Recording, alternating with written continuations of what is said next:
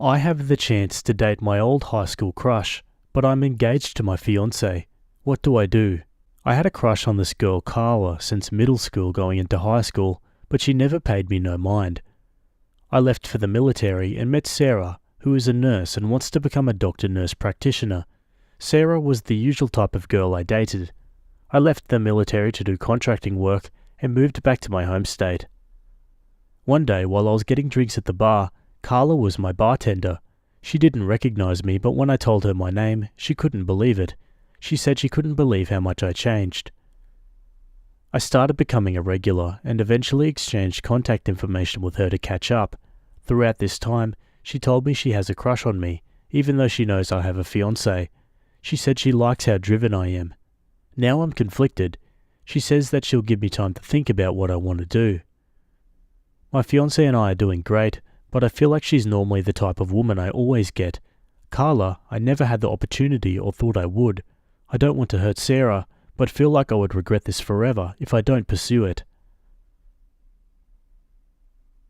Oh geez, this guy's an idiot. Doesn't sound like he's in love with his fiancée at all. If he was, he wouldn't even be entertaining this idea. Honestly, the best thing he can do here is probably just come clean and break up with Sarah before he does anything stupid. Let's go to the comments. Started to become a regular at the bar. No, you're going to visit your crush. Exchanged numbers while in a relationship. Cheating is a series of choices, and it starts here. You know, most people wait for these types of opportunities when their high school crush or bully meets them later in life, and they get their glow-up revenge. Double middle fingers in the air because now they look better and doing better in life than their high school counterpart, and instead of doing that, you're thinking about trying to get laid by someone who didn't give you the time of day in high school while you have a fiancé. The joke is you'll end up with neither of them. Dump Sarah so she can find someone who actually values her. You can go after a woman who's fine with pursuing taken men. You'll deserve each other. So she paid no mind to you for years, sees you again, and decided, yeah, he's taken, I want that man. You must be dense. She was a crush from middle school. It's been, 7 years since you've seen her, and you found someone who seems to love you, but you want to dump her for someone you're lusting? Yeah, you don't need to get married. You absolutely should not be marrying someone if you're considering something like this. Try to feel empathy for just a minute here. Imagine what it would feel like if 5 years down the road, your wife told you she almost left you before the wedding because her high school crush said they wanted to date her. How small and unappreciated would you feel? How effed up would you feel if she then told you she's stuck with you because you're the type of person she usually gets? Do yourself and your fiancé a favour and end this doomed relationship, dog. She deserves better, and you really need to work on yourself. So let's break this down. Opie is engaged to a woman who is studying to be a doctor, but met some random bartender who turned out to be an old crush from middle school. This random bartender now says that she loves how driven you are, and, knowing that you are engaged, she told you she has a crush on you. Kay, you're not only an a-hole, you're an idiot. Please do Sarah the one favour and leave her alone so she can meet someone worthy of her time. You are not worthy. You and the bartender lady probably deserve each other. I can't wait to see the follow-up post where bartender lady uses you for money, cheats on you, and leaves you for the next married and engaged man she meets. You are trash and you deserve each other. Whew, cop that. Let's go to the update. I broke her heart. I love Sarah so much, and I stupidly called off the wedding to be with my old crush a few weeks ago. Throughout the couple weeks, Carla used me as a piggy bank. That's all I frickin' was to her. I spoiled her, paid for her nails, her hair, etc. I gave her everything. I found out she used the money I zelled her to buy a ticket for some guy to come see her. I'm sick to my stomach. I reached out to Sarah, but she feels betrayed, and said she doesn't want to be sloppy seconds. But she's not. I love her, and needed this to realize it. Ha, sweet karma. He got what he deserved. What an idiot. And honestly, Sarah, she's probably feeling like crap right now, but she dodged a bullet. But yeah, absolutely no sympathy for OP here. What about you guys? Give me your thoughts down below. Righto, on to another story. Okay, well, on relationships, this one was written by Red563, and it's titled, Me with my girlfriend. Girlfriend has princess syndrome. Throwaway because my main can be connected to my girlfriend's blog. I've been with my girlfriend for about 5 months. We've been casual friends since college, but only began dating after she graduated. We get along really well. When I say princess syndrome, I don't mean that she is spoiled or entitled, because she isn't. Her clothes seem to take over her life. She dresses like a sort of fairy tale princess on a nearly daily basis, excluding at work. Long frilly skirts, lacy blouses, things like that. It works for her because she's very pretty and can pull it off. At first I found it to be very endearing, but then I became aware of how much time she spends on her outfits. She runs a blog that has a sizable amount of followers, and she is constantly posting outfit pictures, links to clothing items and whatnot. She spends a few hours a day on her blog at least. Then she spends time sewing items for new outfits or for her Etsy store. When we go out, we get a lot of stares at what she's wearing. I've also caught people sneaking pictures of her on their cell phones. This attention makes me uncomfortable. I've asked her to tone it down a bit, but she took that to mean not wearing anything in her hair when we're out together. I've told her several times that I love her just the way she is, but she seems to brush it off. I had hoped when she started her new job in the career of her choice that she would become more serious, but her new boss and co-workers encourage her. I worry that people won't take her seriously or miss how kind and intelligent she is. How can I talk to her about dressing more appropriately without hurting her feelings? Geez, God forbid someone have a hobby, right? I mean, he knew about this going in, so I don't know why it's such a problem now. He's got to either talk to her and hope that she's willing to compromise or just get over himself. Let's go to some comments. Sounds like you have to get over your insecurities. This is her hobby, her interest, and she's getting positive reactions.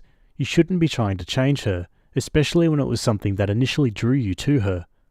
Opie replies, I guess I'm having trouble seeing clothing as a hobby. I play video games as a hobby, but that doesn't cause strangers to take pictures of me when I'm trying to shop at the supermarket. I get your point that it initially drew me to her because it did. That's fair. I guess I didn't think that it would be such a constant thing in her life, especially after she graduated. From your title, I thought this was going to be a post about how she's entitled, spoiled, prissy, etc. Instead, it's just about how you don't like the way she dresses. That's not a problem with her, it's a problem with you. Repeat this to yourself in your head whenever you start feeling the urge to change her. My girlfriend is allowed to dress however she wants, just like I am. Girlfriend dresses like a princess, how do I talk to her about it? Well, you don't, dummy. It's been 5 months. Take it or leave it. This is who she is. It's staggering to think that you knew this girl for years, dated her, and chose to be in a relationship with her, fully knowing this about her, and now you want her to change. Ugh. Yeah, this guy's definitely not the brightest. And what's he talking about having trouble seeing clothing as a hobby? I mean, it's fashion. It's a huge hobby. For heaps of people. One could even argue that it's more of a hobby than video games. At least it teaches you some useful, life-applicable skills. I mean, sewing's not easy. Let's go to an update. I didn't plan on updating, but things changed. I realised from my last post that I needed to be more supportive, but also communicate on how she could dress down on certain occasions so we could both be comfortable. Well, I never got a chance to talk to her about it. Last week she called and wanted to stop by my apartment after work. When she got there, I offered to make dinner, but she said she couldn't stay and we had to talk. I jokingly asked if she was breaking up with me, and she looked really guilty. You can see where this is going. We talked about how we're in different places in life and had different goals for the future. Well, she talked, but I agreed. It was a pretty amicable breakup, even though I felt blindsided. We agreed to stay friends. I've never been dumped before, and it's frickin' awful. I'm having trouble with the whole social media thing post-breakup. I want a way to keep in touch with her, but as soon as her relationship status changed, all these alternative-looking guys have been liking her posts and commenting on her pictures. I don't think she's seeing these guys, but it still hurts. My friend wants to set me up on a date, but I don't know if it's a good idea. Honestly, bro, the best thing you can do after a breakup is just block them and move on. Don't constantly check up on their social media to see what they're doing. Let's go to some more comments. Might want to work on yourself before you date if you think it's okay to try to dictate what she can wear.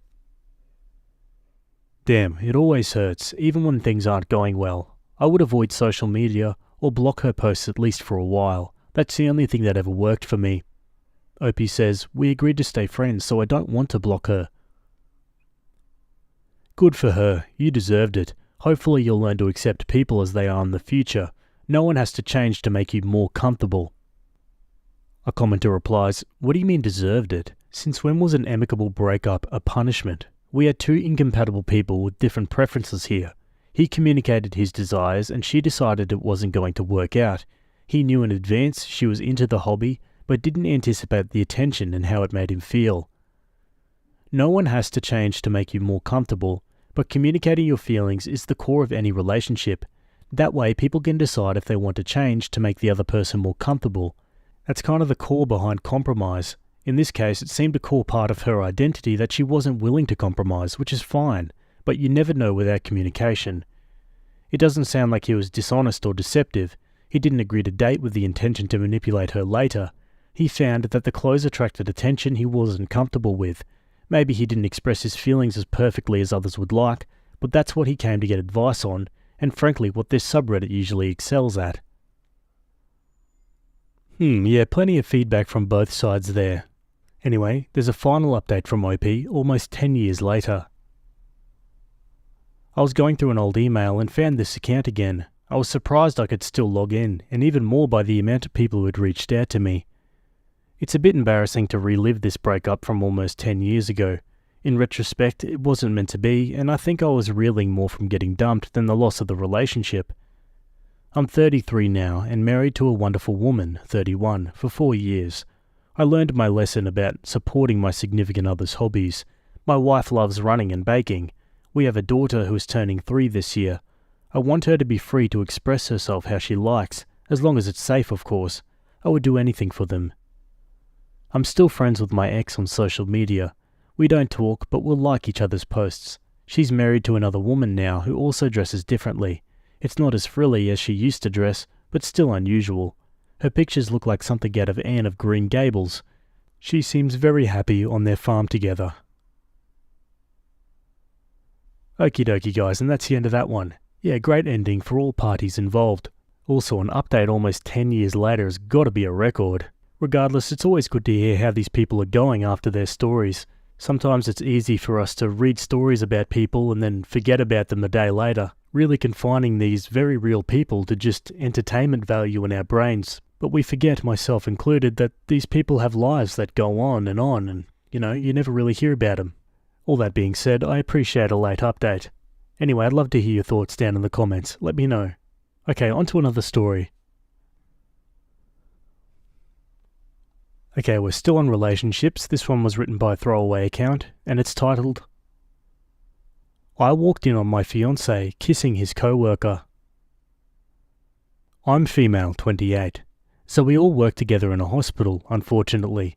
They are paramedics and have worked together longer than I've been at the hospital. I knew my fiancé Ian when I was still in medical school about 6 years ago, but he moved, so our relationship ended.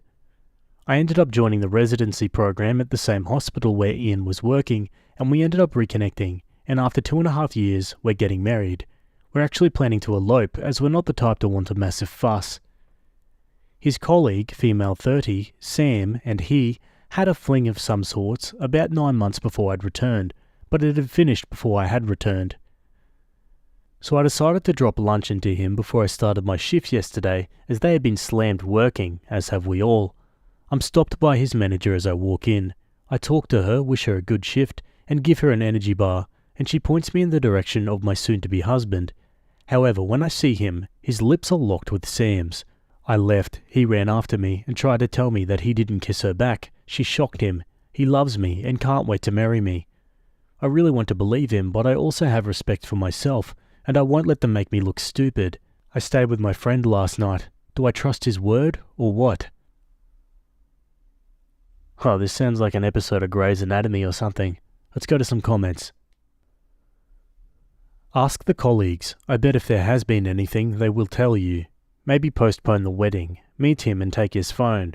If he's happy enough that you're giving him a chance, he maybe is stupid enough not to delete anything. If he doesn't allow you to take a look at it after what happened, you have your answer. How well do you know whoever has access to the security cameras? Tell him to report her to HR for sexual harassment. See what he says. Girl, you're a doctor. Your ex-fiancé was caught cheating on you. If you didn't walk in on him, do you think he would have ran to you and told you, "Oh my God, Sam kissed me and I had to push her away"? No, you are too young, too successful, and too smart to stay with someone who is kissing other women at work. Don't settle, babe. Sincerely, a nurse who has seen plenty of paramedics, cops and EMTs cheating with co-workers. He's full of crap. People don't just swoop in and kiss people. They flirt, touch too much, stand too close and lean in. He let her do all that, if he hasn't been banging her the entire time. Yeah, good chance of that as well. Hope he makes an edit. I've asked her for an explanation and I'm going back home. He's being very honest and has requested CCTV footage for me to see. Admittedly, I've been insecure over Sam before. She doesn't particularly like me, but he did look very rigid when the kiss happened. We'll update later. So there is a chance that he's telling the truth, but why would Sam do that, other than to maybe purposefully sabotage his marriage? Onto the update. So I went home last night and talked to him. He was very open and let me check his phone, laptop, etc. Even showed his GPS history. I did feel a bit overbearing. Sam texted me back. She apologized and admitted it was her 100%. She said she had tried to go back to their old flirting ways, but Ian wasn't reciprocating. She said she was jealous of me because the relationship we have is so different from whatever they had, which was mainly physical, and that she was fed up with hearing about his beautiful, smart, long-lost love fiancé and how lucky he felt that we were able to reconnect. She said that, as I'd mentioned in the comments, she saw and heard me coming and decided to try and make Ian look bad. She said that when their manager sees the footage, it'll back up her account of what happened. She said she's sorry and that her actions were pathetic and that she'd asked to be reassigned to another paramedic to partner with and that she'd leave us alone, but has only asked for Ian not to report her as she would lose her career. He said that it's my choice. If I want him to report her, he will. But I'm leaning towards just leaving it be. As long as she keeps her distance, I don't want her losing her career. I'm just happy to know that me not immediately jumping to the worst conclusion with Ian was the right choice. Also, for those saying it's fake, I don't know what to say. Sorry if you feel like that, but it's an anonymous Reddit post. I don't have to prove anything. Also, for those saying it's not how hospitals work, not every country is the United States. I won't say which country we're from, but we're European. Thanks for the advice. There you go. So I was kind of right when I said that she was trying to sabotage the relationship. Honestly, pretty malicious of her, but at least she came clean. What do you guys think about this one? Anyway, let's jump to another story. Okay, same subreddit. This one was written by user Health Grapes, and it's titled, "Girlfriend says she found another girl's shirt at our apartment, except I haven't had any girls over, ever." So, I was at work and my girlfriend texted me, "Have you had anyone over that I don't know about?" Me? "No, of course not. What are you talking about?" And then the crap storm starts. She says she found this shirt that isn't hers and keeps saying I need to be honest with her. Except that I am. I've not had anyone over since we moved here 6 months ago. No friends, nothing. I said that she should show me the shirt. She wouldn't. I told her it might have been from when she took some laundry home from work, and she said no. Now she's saying she doesn't believe me, and I need to stay away from her.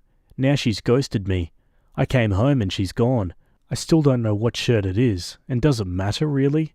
And my parents arrived tonight to stay with us as well, and are obviously confused as to why she's not here. I don't really know what to do now. I feel like she should listen to me. We've been together 3 years, and she should know me better than this.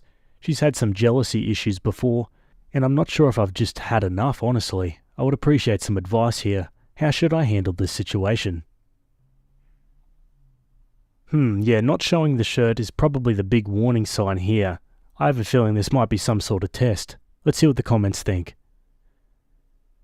The fact that she won't show you the shirt makes me think either, 1, this is some kind of loyalty test. When she sees that you don't go rushing into the arms of some other girl, she'll say you passed. That is some grade A bullcrap, and you should stay broken up. Or 2, she's been looking for a reason to break up with you. You never gave her one, so she invented one of her own. That is some grade A bullcrap, and you should stay broken up. Did she make up the shirt to get out of having to hang out with your parents this weekend? Opie says, no, I don't think so. She likes my parents. The thing is, usually we're just happy and all is good, so it doesn't really make sense. She needs to show you the shirt or it didn't happen. Even if you haven't had anyone over, is it possible you moved it with you from your previous place?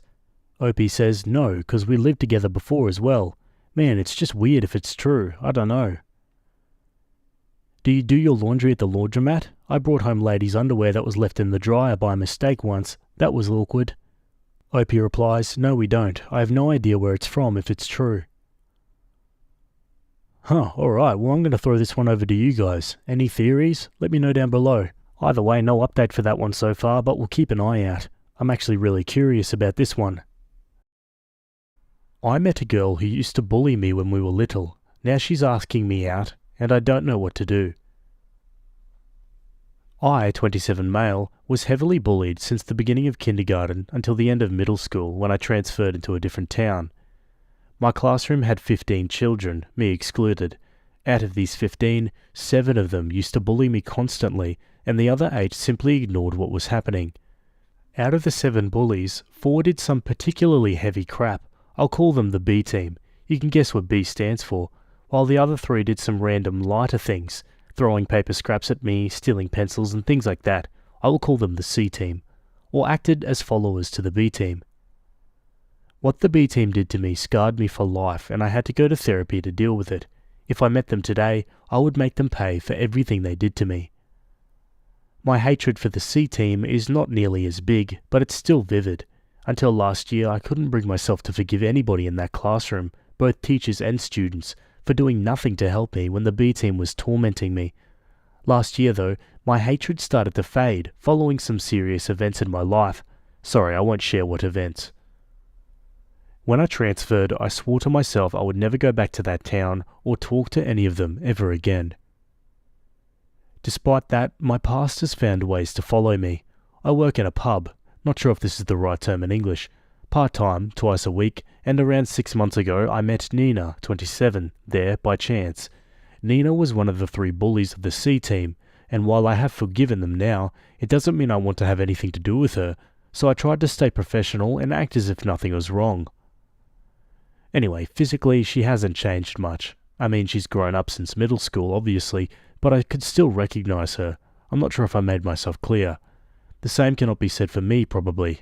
In middle school I was fat, white like snow, and I had light brown hair, while now I'm fit, my skin is a bit more pink, and my hair has darkened in the last few years.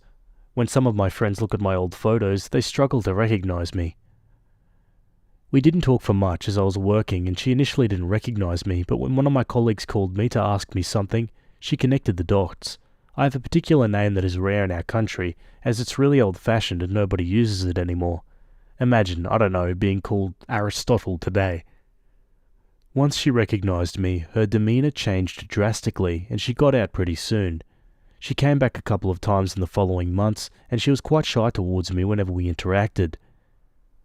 A few weeks ago, she got mildly drunk and started sobbing and ranting about what a crappy person she was in the past, and how her life is crap.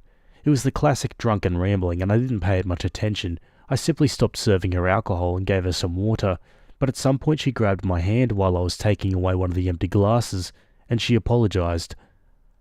I have to say, it felt weirdly good. She didn't come back in the following weeks, but a few days ago she texted me on social media, apologizing profusely for whatever she did while drunk, and then she suddenly asked me out. At the time, I was evidently too stupid or tired to understand clues, and didn't understand it was meant as a date. She asked me out for a coffee, and I thought she simply wanted to apologize in person, or talk about the past in a more sober state. I realized my mistake yesterday when I talked about it with a friend. Now I'm torn on what I should do. On one side, what Nina did in the past has conditioned me greatly, and I can't simply forget about it. On the other, she looks really apologetic, and she seems to have changed. It's been 15 years, and maybe I should give her a chance. This is interesting. I mean, I feel like Opie's entertaining the idea of a date simply because she asked. He hasn't mentioned anything about actually liking her or how she looks or anything like that, So I'm not quite sure why he's, willing to go out with her. But let's just say he does like her and she has some endearing qualities or something. Then yeah, it's been 15 years and people can change. Anyway, let's see what the comments think. Dating her is likely to make you think of your trauma more often. Are you ready for that? She clearly feels remorseful about things she did as a child. She might have felt peer pressured to mess with you and didn't really want to. Your call, obviously, but I'd go hear her out and see where things go. People can change and she could be a great person now and a good romantic fit or even a new friend. And working through this with her might help ease some of the trauma from the past. I would not go out with her. Leave her in the past as bad memories. She's not shown any remorse. Unloading because her life is crap now is not remorse. Who knows how ugly she might get later on if you were to continue with her. I would not open that can of worms. I don't think anything good will come out of it, and I doubt seriously she's changed much. You can find better quality people. She expressed interest in you. You are clearly somewhat interested in her. So go on a date with her. Over the course of that date, talk about the past, how it hurt you and how she specifically hurt you, if there are cases that you can remember. See how she responds, see how you respond, aka how you feel after talking to her directly about it, and then go from there. You're going to regret letting your past so strongly dictate your future. You were bullied in the past, that's truly tragic, and now it's time to move on. Go on this date and try to let the past be the past. That said, you may find out on the date that she's a loser and you can do better than her. But you got to go on the date to find that out. And maybe by going on the date, you find out she's the perfect person for you. Thinking is endless. Just do it, bro. Lol. Yeah, love that comment. On to an update. I wasn't sure about doing an update post, but quite a few of you gave me some good advice. And some didn't, but I want to focus on the good ones. So I thought it would be fair to update you on how the situation evolved. After reading your advice, I decided to meet Nina for that coffee. It was awkward, but it wasn't that bad. She apologized profusely about the past. I thought her apologies would make me feel good, but to be honest, I was wrong. The truth is that I still think badly of the Nina who bullied me in middle school, but I couldn't see that Nina in the current Nina. I don't know if what I'm trying to say makes sense or if my brain finally decided to give up on me. Her voice, her demeanor, everything except for her face is completely different. I told her exactly how what she and the other bullies did affected me, and then I decided to forgive her, more or less. I decided to start over as strangers, and told her as much. I told her that while I couldn't forget what she did in the past, I don't know the current Nina. It's been 14 years since those times, more than half of our lives passed since then, and I firmly believe people can change. I did. So if she wanted to try and get to know the current me, we could act as if that was the first time we met, and move on from then. I don't know if this decision shows my maturity or my stupidity. I guess the future will tell. I admit, what she did next made me giggle a bit. I think she took it from a film, but I don't remember which one. She stood up and got out of the coffee shop, then came back in, sat down and introduced herself. We chatted for a bit and it was okay. I want to thank all the people who gave me advice in the comments section of the previous post. Okie dokie, and that's the end of that one. Yeah, good outcome. Start again as strangers. And what Opie said about the fact that more than half their lives have passed since then, I think that puts the idea of her character and his character in different perspectives. Think about yourself 15 years ago. Chances are you probably wouldn't even recognize yourself compared to how you are today. Anyway, I'd love to hear your thoughts about that one. Let me know down below. Okay, on to another story. Okay, we're staying with relationships. This one was written by user Octopile, and it's titled, Should I go to my friend's baby shower even though I feel like we're growing apart? I, 28 female, met my friend Sarah, 31, and her husband, 31, about 5 years ago through mutual friends. At that time, we grew close quickly and would get together often. We considered each other best friends and bonded over our love of activism, art, design, and similar lifestyles. At the beginning of the pandemic, our friendship started to fade. I was going through a breakup with my then boyfriend of 6 years, and she moved back to stay with her parents across the country.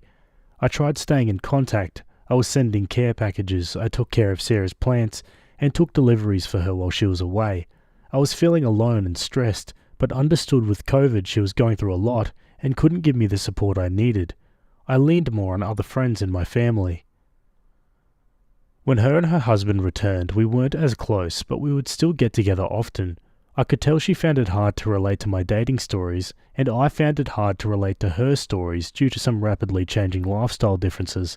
Most recently, she and her husband have decided to have a baby. This was a little jarring to me, as we'd often bonded in the past over being child-free, and I admit while I am happy for her, I mourn for our closer friendship and the idea of child-free friends. I was positive around her still and listened to her worries, bought her pregnancy affirmation cards, and generally offered support. Still, I found myself not being invited to parties and get-togethers that I'd gone to in years previously. It hurt, but I understand that she feels closer to her friends who are more nurturing or who also want kids. When we hang out, she talks a lot about her life, and I ask a lot of questions, but she doesn't ask a lot about me other than asking, "How are you?" I have a major surgery coming up, and she seems to have zero interest in it, which makes me feel like our friendship is very one-sided. Over Christmas 2022, she reached out to me and said she wanted to give me a gift. I'd not been planning to, but went out and got her a thoughtful gift as well. When I gave mine to her, she said she forgot the gift for me. For the following 4 to 6 times we got together, she brought up her gift to me and how she'd forgotten it, or not wrapped it, and doesn't want to give it to me unwrapped. I never ask about it, and I understand I'm not entitled to a gift, but I admit I'm a bit offended as it was her idea to do the exchange, and I could have saved $75. It's April, and I still haven't gotten the gift. She stopped bringing it up. Recently, her husband and her friend invited me to her baby shower in a few weeks and sent Sarah's baby gift registry. The baby shower is the weekend following my birthday, but I don't have any concrete plans, so could attend if I choose to. She did apologise, not directly to me but to her friend group, about being a bit absent and not an active friend. I'm conflicted about attending since I feel like I'm not in a great state of mind about our friendship, but also don't want to be mean or petty. I am confident I could be pleasant and positive for the party, despite feeling a bit bitter about the state of our friendship. I've been wondering if I should attend, maybe just not get her a gift, or if I should sit this one out. I need to RSVP soon. What do you think I should do? Yeah, the gift-giving thing is a little bit weird. But other than that, the friend hasn't really done that much wrong, so I'm not really sure how I feel. Let's go to the comments. Do you think you'll be happy that you attended, even if it's a little rough? Or do you think you'll just grit your teeth through it and walk away feeling drained? If it's the latter, I'd let her know that you won't be able to make it, and send a nice card. I disagree with the majority of other commenters saying you shouldn't go, and are being used. You and your friend are at ages and stages of life where things can get extremely busy, and there are many obligations to tend to. I think this is a lovely opportunity for you to show grace to your friend, plus an opportunity to demonstrate your friendship to her. I really want to emphasize that I understand your perspective, and it sounds like your friend was not very available during and following COVID. COVID was unprecedented in the fear and anxiety it provoked in people, and I've recently been working to reconnect with my friends more. All of us, same age as you and female, have agreed that we feel extremely withdrawn following COVID, and that going out for social obligations feels totally exhausting. I wish I didn't feel this way, but frankly, I relate to your friend a lot. If she felt the need to broadly apologize for being withdrawn, it sounds a lot like your friend is overwhelmed and may be struggling with something in her personal life. Unfortunately, when someone is feeling down and disconnected, there is a shame response when they cannot keep up with their obligations. Your friend probably feels embarrassed about the gift and embarrassed about not showing up for you the way she used to. Of course, you know her, whereas I don't, but could be worth considering. My best advice would be to treat her in a way you're proud of, even if you feel the friendship may be coming to an end. Don't leave any room for regret. If you're interested in being her friend still, maybe reach out and mention she's not being seeming herself, and are things okay? Show up to the shower if it's reasonable for you to attend. If you can reasonably afford a gift, then get one, but if it's not in the budget, just get her a card with a thoughtful note. Finally, I want to mention that your reactions to your friend seem like you take her decisions kind of personally. Finding out about baby plans was jarring. You assumed that not being invited to some get-togethers was because of your child-free stance, and you're reading that she is disinterested in your major surgery. To be honest, even if my lifelong best friend was having major surgery, I wouldn't have a clue what to ask, because I wouldn't want to be insensitive or create more anxiety over it for her. I think it could really benefit you to reflect on how you've interpreted your friend's actions and consider what other explanations could realistically be possible. It's understandable if you have a sour taste in your mouth from her behaviour during COVID, but it's sounding like every action or inaction is serving as a confirmation bias that she's freezing you out as a friend. Wishing you well and hoping things turn out in a way that you're happy with. Good luck. Yeah, I like that comment. It gives us another perspective to look at it from. Okay, on to an update. I went to the shower. I bought her a gift from the registry that was reasonably priced, $40-ish or more, and had it delivered directly to her house. I arrived to the party on time, and the vibes were really off. The girls there didn't greet me as they were still setting up a large balloon arch. I wasn't early, they just seemed to be running behind. They asked me to help with the balloons, and I did, but no one made any small talk towards me. It had the vibe of a room full of people who have been gossiping about you. It could also very well be that they were busy and tired from decorating. Sarah mostly ignored me the entire night. I stayed and chatted with other friends, oohed and ahed at baby gifts and photos, and in no way made her time about me. I won the Price is Right game they put on, which they said they would give gift cards as prizes but never did. I didn't mention the prize, my Christmas gift, or my recent birthday. I gave hugs, wrote a thoughtful note in her guest book, and after about 2.5 hours, excused myself to go to dinner with another group of friends to celebrate my birthday. I don't regret going, but it's clear this friendship has mostly run its course. It was good closure. I wish her the best, and I'm likely not going to give the relationship much energy moving forward. Thank you all for your kind and thoughtful replies to my last post. Yeah, it's sad to hear about the end of their friendship like that, but it sounds like it kind of just fizzled out, or died of natural causes, if you can say that about a friendship. But yeah, anyway, good on Opie for braving the party and, getting some closure. What are your thoughts about this one? Let me know in the comments. Okay, on to another story. Okay, staying with relationships, this one was written by user NoStory8255, and it's titled, I declined to send my boyfriend nudes, so he accessed my personal email to see if he could find any in my sent messages to others. Throwaway. He will absolutely recognize this post if he sees it, but I would rather nobody we know does. I've been with my partner for coming up on 3 years now, and it seems like he's always shown a certain disregard for my personal space and boundaries. Early in the relationship, he asked me to send him nudes, and I said no. I'd never sent one and won't start now. Saying it once was not enough. He kept asking, but eventually he did leave it alone. Fast forward from that, and he moved in with me a while back because his lease was up and he hadn't found a new one. Shortly after arriving in my home, he went through my closet and underwear drawer and grilled me about unused sex toys that had been a gag gift from a female friend after my last breakup. I explained at that time that I didn't feel being in a relationship with him meant I relinquished all right to privacy or my own space. More recently, he began to grill me about the last time I talked to my ex before him, and I said, not since we'd been together. I couldn't figure out why he was so stuck on it. Eventually, he admitted that he had accessed my phone, which I didn't lock at the time, read through like 7 years of my email looking for any nudes I'd sent to others. None, I've never sent a nude. And found an email I'd sent to my ex saying I wasn't comfortable being friends on social media after said ex sent me a friend request. This one email had been sent while current boyfriend was broken up with me and dating another woman, and I'd literally forgotten about it, given that even that exchange happened years ago. Anyway, I've been unable to get past the feeling that this is not only a tremendous violation of my privacy and anyone who's emailed me, but also just the latest in a pattern of him feeling entitled to my personal space. I'm seriously considering ending the relationship over it.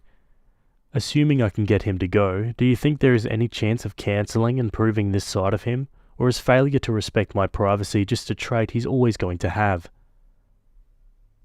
Oh yeah, by the way, it said it in the title, but this dude is 48, and he's actually acting like a 16-year-old.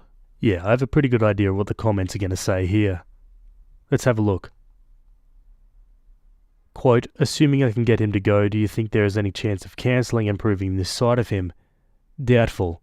If he's not the one coming to you, acknowledging he royally messed up and clearly needs urgent support to make better choices, then no. The chances of real improvement are slim to nil. Quote, is failure to respect my privacy just a trait he's always going to have? Well, most likely, And you know that. You know these are the dice you're rolling each day you stay with someone who felt entitled to you, even past versions of you, in that extreme violating way. Holy crap, this is so far beyond a red flag. I would dump this dude immediately. 1. Invasion of privacy. 2. Paranoia. And 3. Not respecting your boundaries. I'll echo this, but also, this behaviour is dangerous. He has no regard for your privacy, no respect for your boundaries, and no trust in you. He will always be looking for something to prove him right. Your relationship is over, unless you want to spend the rest of your life working to prove your fidelity to a man that inherently doesn't trust you, or anyone probably. He's got insecurity issues out the backside, and has already gotten to the point where it's dangerous. It's time and past time to get him out of your place. You are not safe. And now a quick update from OP. Thank you to all who replied, especially with tough love. I definitely did not expect the overwhelming response that I received. I've broken off the relationship, and I'm working on getting him out of my house safely. Dad came to my apartment with toys for 2 young kids. I do not have any kids. Long-time lurker, first-time posting. I'm coming to you, the brains of Reddit that always find some angle I never considered, because my dad did something so wild yesterday, and I'm spinning myself in circles about it. I'm trying to settle on an answer, but nothing really adds up. I'll break it down as thoroughly as I can, but my family has enough drama that it could fill 10 novels, so I'll be very to the point about it. So I'll reiterate, again, that I do not have any kids and am not married, and have never been married, never even moved in with a man. Here are the people I can think of that might be involved in this somehow. I have one brother, 27, and one sister, 22. Brother is in a long-term relationship with a nice woman, but they're not both interested in kids right now. Sister still lives at our mum's house, no kids, no long-term partner. My parents are divorced and my mum remarried. Dad stayed single. He lives with my uncle, 40s, and uncle's wife, 40s. Stepdad is fine. They got married after I was out of the house. Sister reports that they're normal and beige together. He has no kids and has never met my dad anyways, so his family can be removed from the equation. Here's what happened. I have a crappy low-rent apartment about 45 minutes away from my dad's house. It's on the 3rd floor, and you have to walk into the apartment building and up flights of stairs to reach my door. Yesterday, around 6 p.m, my dad knocks on my apartment door. I wasn't expecting him, so when I answered, I was confused, but pleasantly surprised. I greeted him normally, and he gave me a side hug because he had a few toy boxes in his hands. Like Fisher-Price toys for really young kids, even babies. I didn't say anything about them because I had no reason to assume they were for me. Like I just didn't even register them in my brain.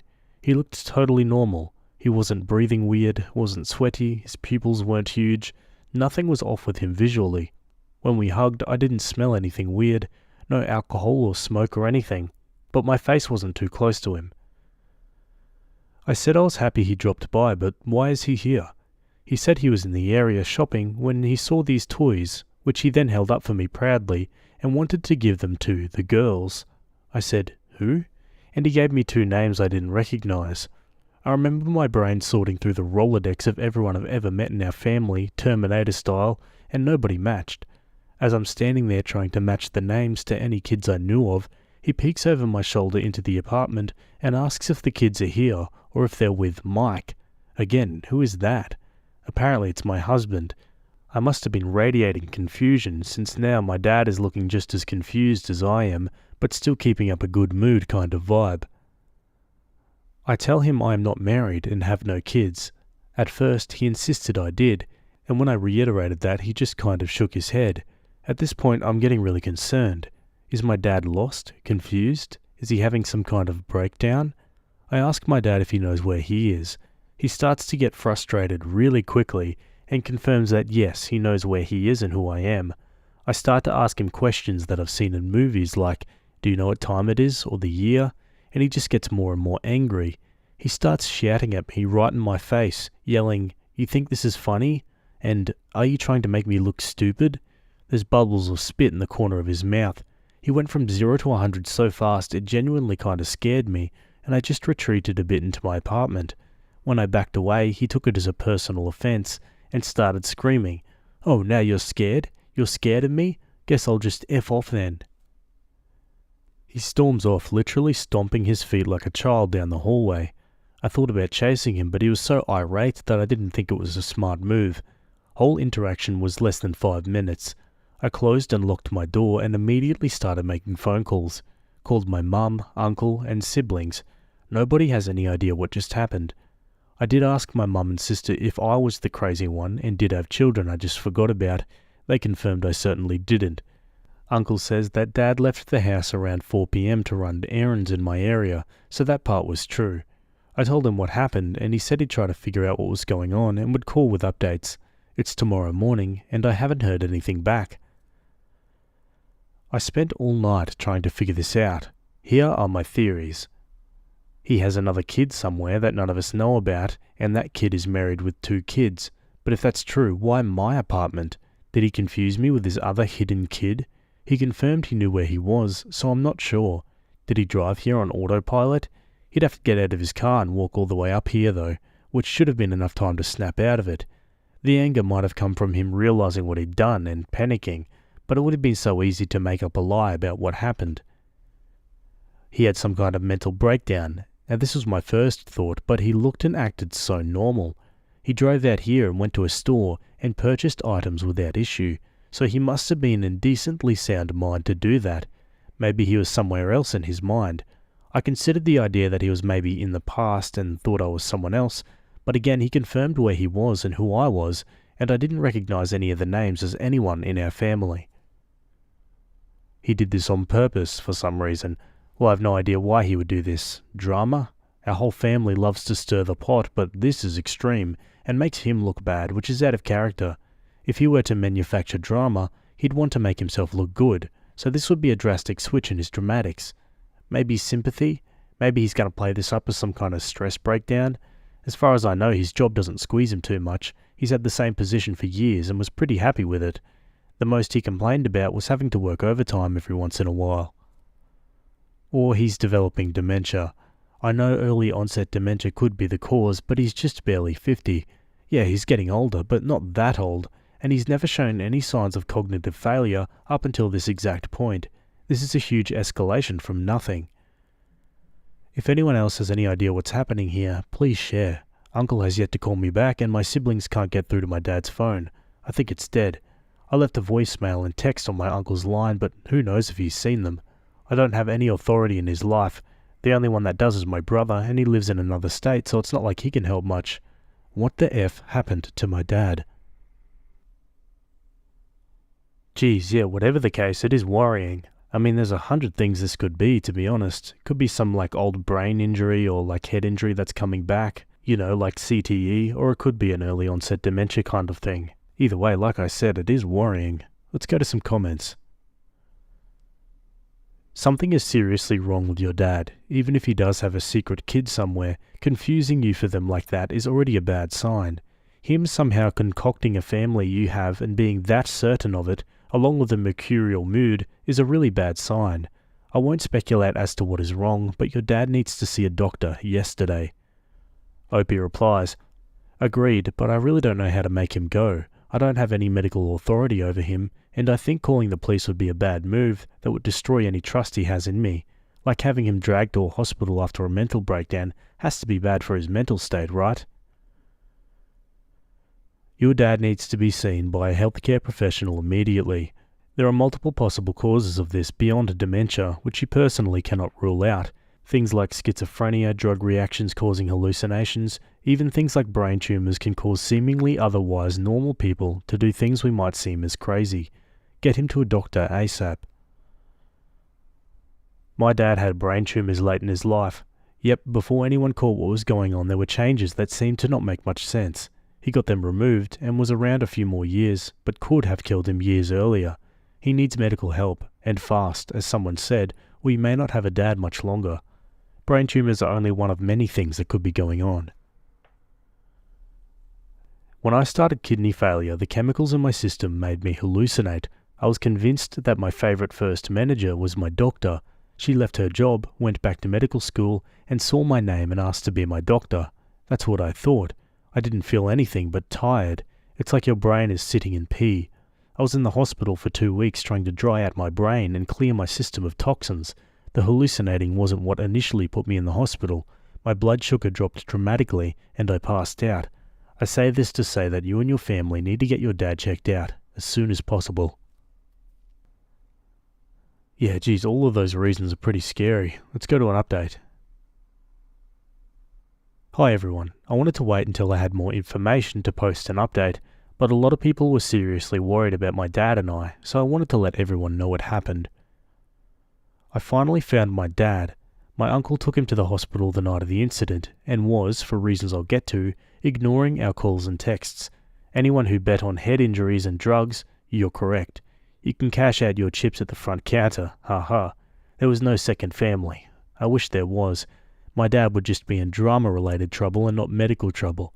He's got a massive concussion and serious brain damage. Doctors don't know how he managed to even drive to my apartment safely.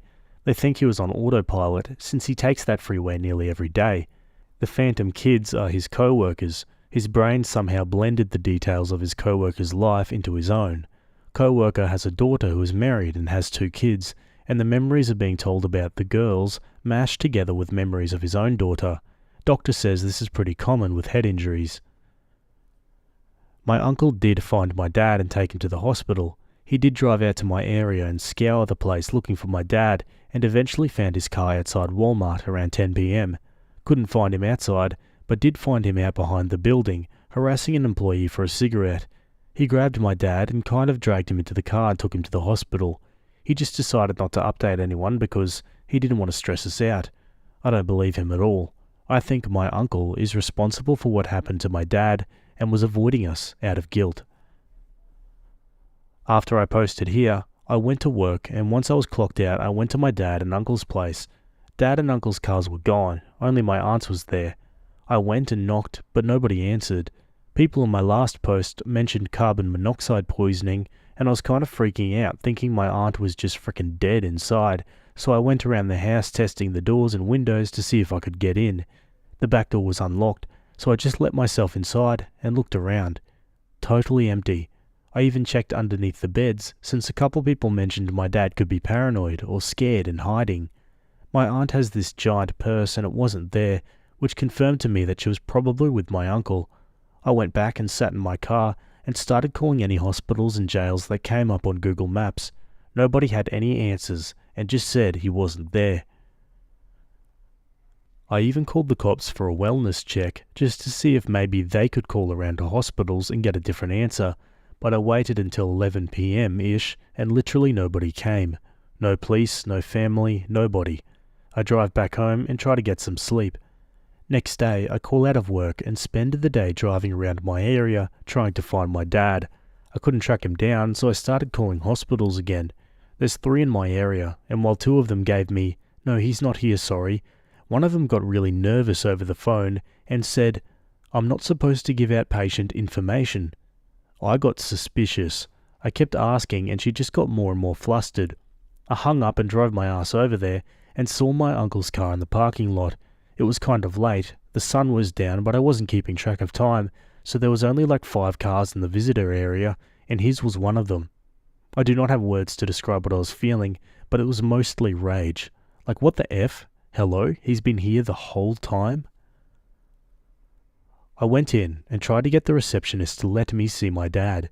She didn't really want to let me, and I'm not proud of it, but I started freaking out.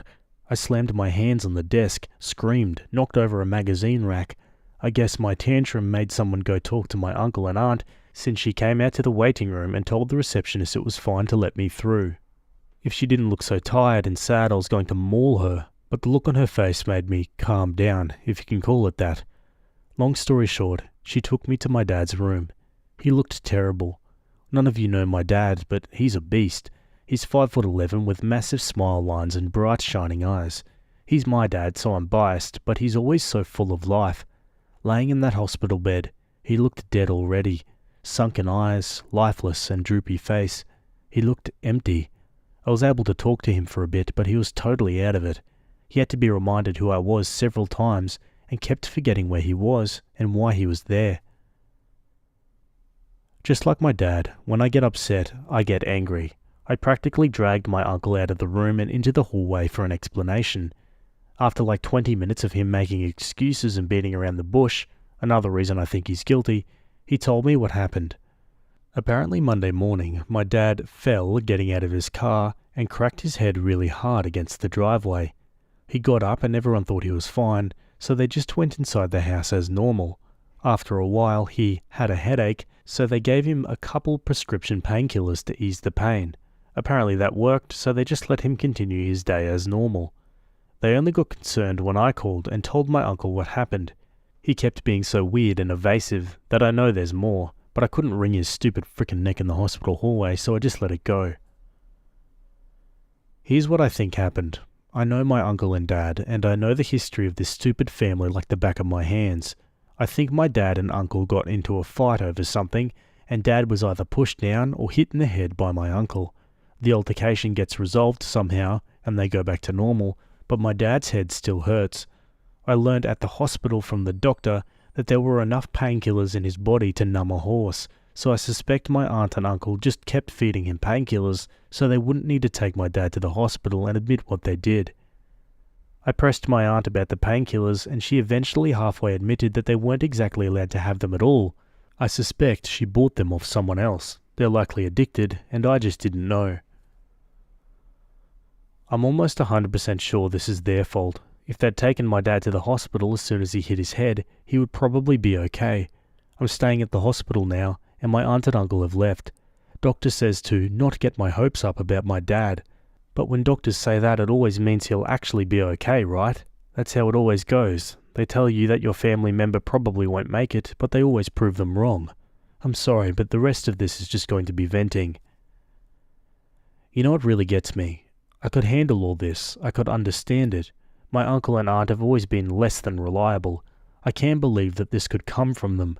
The hardest part is the lack of concern from literally anyone but me. I had to blackmail my brother, a drama from a year ago, to even get him to agree to fly out. My mum doesn't care, Dad's family doesn't care, my sister kind of cares but she doesn't really want to help or even come support me in the hospital with him. I'm just shocked that I'm the only mother effer here for my dad, and he doesn't even know who I am right now. I have to take time off work, but it's not like my job gives me PTO. I'm stuffed, my dad is stuffed, my life is stuffed. Why am I the only one dealing with this?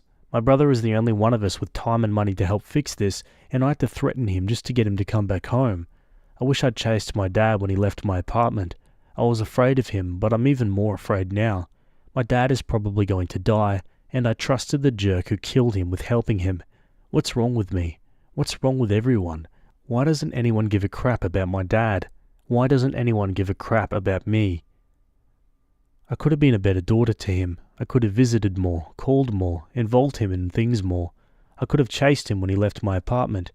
I might have gotten hurt, but I would rather be beaten to a pulp rather than be sitting in a hospital room with my unconscious and probably dying father. I'm so frickin' stupid. I'm sorry, Dad. Wow, absolutely heartbreaking, and I'm afraid that's the last update we have so far as well, so we don't really know what happens to him. But yeah, the way Opie describes it, you can't help but feel like the uncle's somewhat involved. Let's read some final comments. Yo, definitely get the police involved. Even if the story is true that he fell, they still pumped him up with pain meds when he couldn't advocate for himself. It's like being roofied at a bar. I hope your dad pulls through. I would cut contact with your aunt and uncle. As a daughter, you have more rights to your dad's care than they do. Ban them from the hospital. Opie replies, on this, a couple cops just came to talk to me and get a statement. They seemed to be taking me seriously and took my contact info. I told them everything about what happened when Dad came to my apartment and what my uncle said, and how I didn't believe him and gave my version of things. Tried to give as much context as I could. I think they believed me, but who knows. They said they'd come around again soon. I'm not really sure what happens from here, but I'll be pressing for more information when they come back. Ask the doctor if your dad's head injury is consistent with a fall. If he says no, call the police. Sorry you're having to deal with all this. It really sucks. I hope things work out okay. Opie replies, I did ask if my uncle's story lined up with my dad's head, but the doctor just said it was an impact wound, whatever that means. He couldn't confirm or deny anything, and I totally understand that. He's not a cop and can't really tell me anything about that. I'm so sorry, OP. I saw your post the other day and this update breaks my heart. Please try to give yourself some kindness and grace. This isn't your fault. Following someone showing the level of agitation and aggression your dad was in, the first post, could have been extremely dangerous and even potentially life-threatening to you. It might be worth filing a police report regarding the prescription drugs that your father was given to see if you can get some sort of investigation going on, since your aunt and uncle could be at fault for his current state, even if it truly was a fall. Take care. And OP replies, "Thank you. I'm really trying to remind myself I did everything I could, but it feels like I could have done more. It always feels like that though. No matter what you do, it feels like it's not good enough in the face of something like this. I talked to the social worker here, and they didn't seem like they were listening, but I'll push harder when they come back around again." Yeah, okay, and keeping an eye out for that next update. Hopefully it's a good one. Am I the a-hole for going scorched earth over my inheritance rings? My, female 27, mum passed a year ago. It was known that it was a possibility, so my mum divided up her jewellery my dad had gotten her over the years to give to us if she passes. I had picked out 2 rings I had helped my dad pick out. They were not cheap, about $10,000 a piece when I got them appraised. When I left my husband, 30, I left pretty quickly and with basically nothing just to get out. He kept some of my stuff, but it was in our divorce agreement that certain things were to be given to me and held in a safe deposit box until I could get them. I took basically nothing monetarily from the marriage when I left and gave him basically everything. The divorce is now final, and I finally came back to my home state to pick up the rings. I found out that he did not put the rings in the safety deposit box, just some of my other jewellery. I confronted him about it, and I found out that not only did he not place them for safekeeping, he stored them in his new girlfriend's apartment, who says she had them in her jewellery box for safekeeping, but she can't find them. She knew what they were, according to the texts I have, and that they were not his or a gift. I talked to my divorce lawyer. He's filing a lawsuit since 1. Inheritance is not marital property, and 2. My ex did not follow his end of the divorce decree. I'm asking for $25,000, the cost of the rings, plus emotional damages for the loss of the only thing I have left from my mum. I also filed a report to the police for the theft of the rings by his girlfriend. That probably won't go anywhere though, but they are investigating if she or he sold them. I think it's a high possibility, given the value. I'm devastated by losing these. They were so special to me. He and his girlfriend are ticked at me because it's too much money that they don't have. She could get charged with theft or laundering the money from selling them for my ex. Not sure, this is mostly from my lawyer, and it's just a couple of rings. His friends, my old friends who I don't speak with, have been blowing up my phone, calling me a B, and I hurt him so much already, and to just leave it alone, that I'm getting what I deserved. I wish I could get the rings back, but I'm so upset at this and over his whole attitude about it that I want to basically go scorched earth on them. At this point, it's not only about the sentimental value, but to give a big F you after everything. Am I the a-hole for suing my ex for my rings and potentially getting his girlfriend in legal trouble? Nah, not the a-hole. I mean, he straight up stole those rings. There's no other way to go about it. I bet he fully knew what he was doing, and now he's finding out just how much it means to OP. Let's go to the comments. Not the a-hole. He needs to give you a complete and honest account of what happened to your rings. If he'd rather see his new girlfriend in jail than face the truth, well, it sucks to be her and be thrown under the bus. OP replies, "That's my biggest thing. I want to know where they went. If he would just tell me, locate them, and give them back, I might not have to do this. It's not even about the money. It's about taking away something so important to me. Most likely they're in some pawn shop. I'm not in town much longer, but my siblings said they would search every pawn shop to see if one of them have it." Yeah, theft over 5K is an indictable offense. In the US would constitute a felony. Is it?